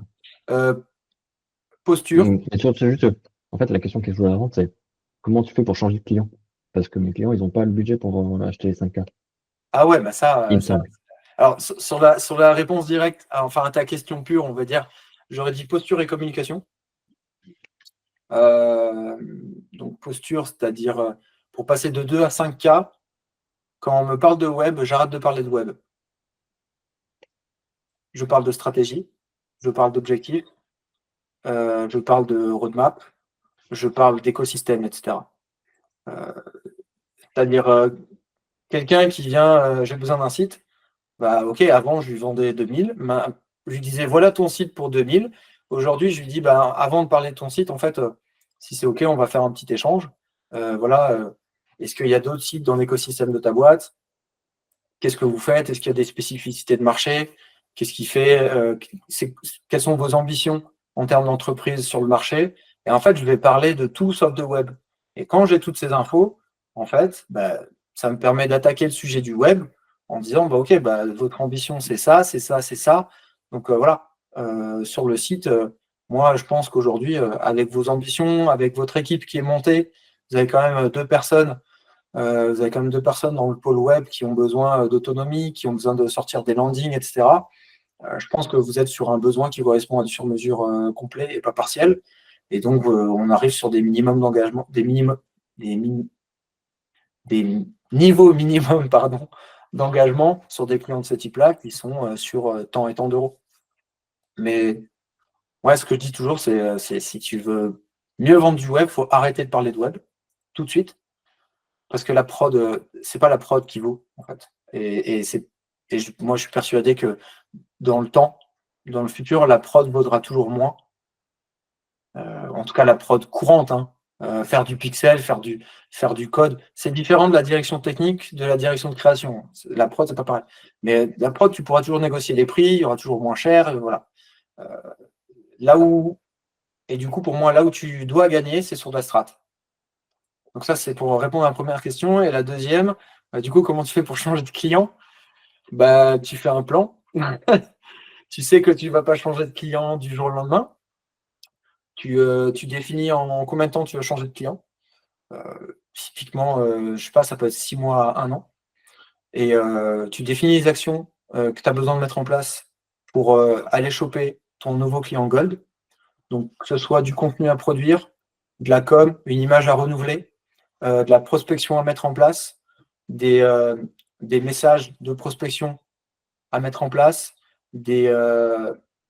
pour que quand on travaille en persona, moi j'ai l'habitude aussi de toujours travailler un persona va avec les objections courantes de ce persona. Tu vois, quand tu changes de client, bah, tes clients ils vont t'envoyer d'autres types de questions pour challenger ton prix. Donc ça, j'essaie de les anticiper et c'est pour ça que c'est un plan. Tu as un plan sur 6 mois, 1 an, par exemple, ça peut être plus court, parce que tu as plein de choses à préparer pour changer de client. Et du coup, bah, pendant ce temps-là, bah, tu vas continuer, tu vas t'entraîner hein, sur tes clients actuels, tu vas mettre du plus 10 points, plus 15, tu vas bosser le truc, eux, ça, voilà. Et au fur et à mesure, tu vas en chasser des nouveaux. Et voilà.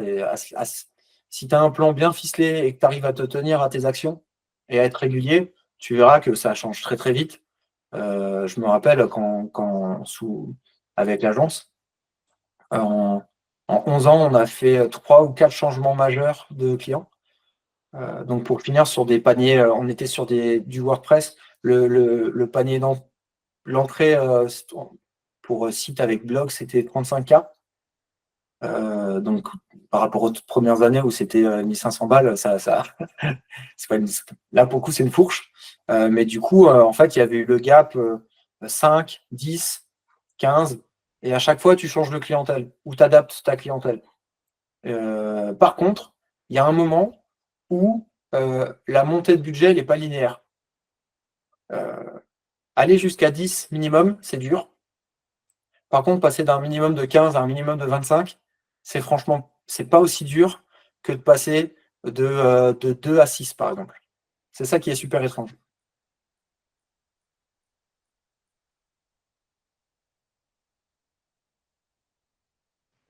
Ok, extra, merci beaucoup. D'autres questions?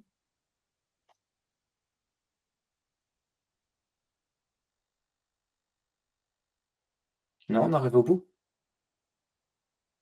Ok. Et alors, je ne sais pas s'ils sont encore là. Déjà, je vais remercier les 2 cobayes qui se sont fait démonter leur devis aujourd'hui. Je ne sais pas si les 2 sont encore là, mais je leur remercie d'avoir eu le courage de me donner ça parce que ça a été compliqué de trouver des devis réels de freelance qui acceptent de se faire un petit peu secouer. Voilà. Et puis ensuite, le live sera disponible en replay sur YouTube. Tous les inscrits auront le lien en avance. Et puis, je vous remercie d'avoir été autant présent aujourd'hui. Et puis, pour toutes les questions, pareil, c'est le live où on a eu le plus de questions. Donc tant mieux. Ça montre que c'était un sujet majeur pour les free. Donc, merci beaucoup. Et puis, s'il n'y a plus de questions, on va clore.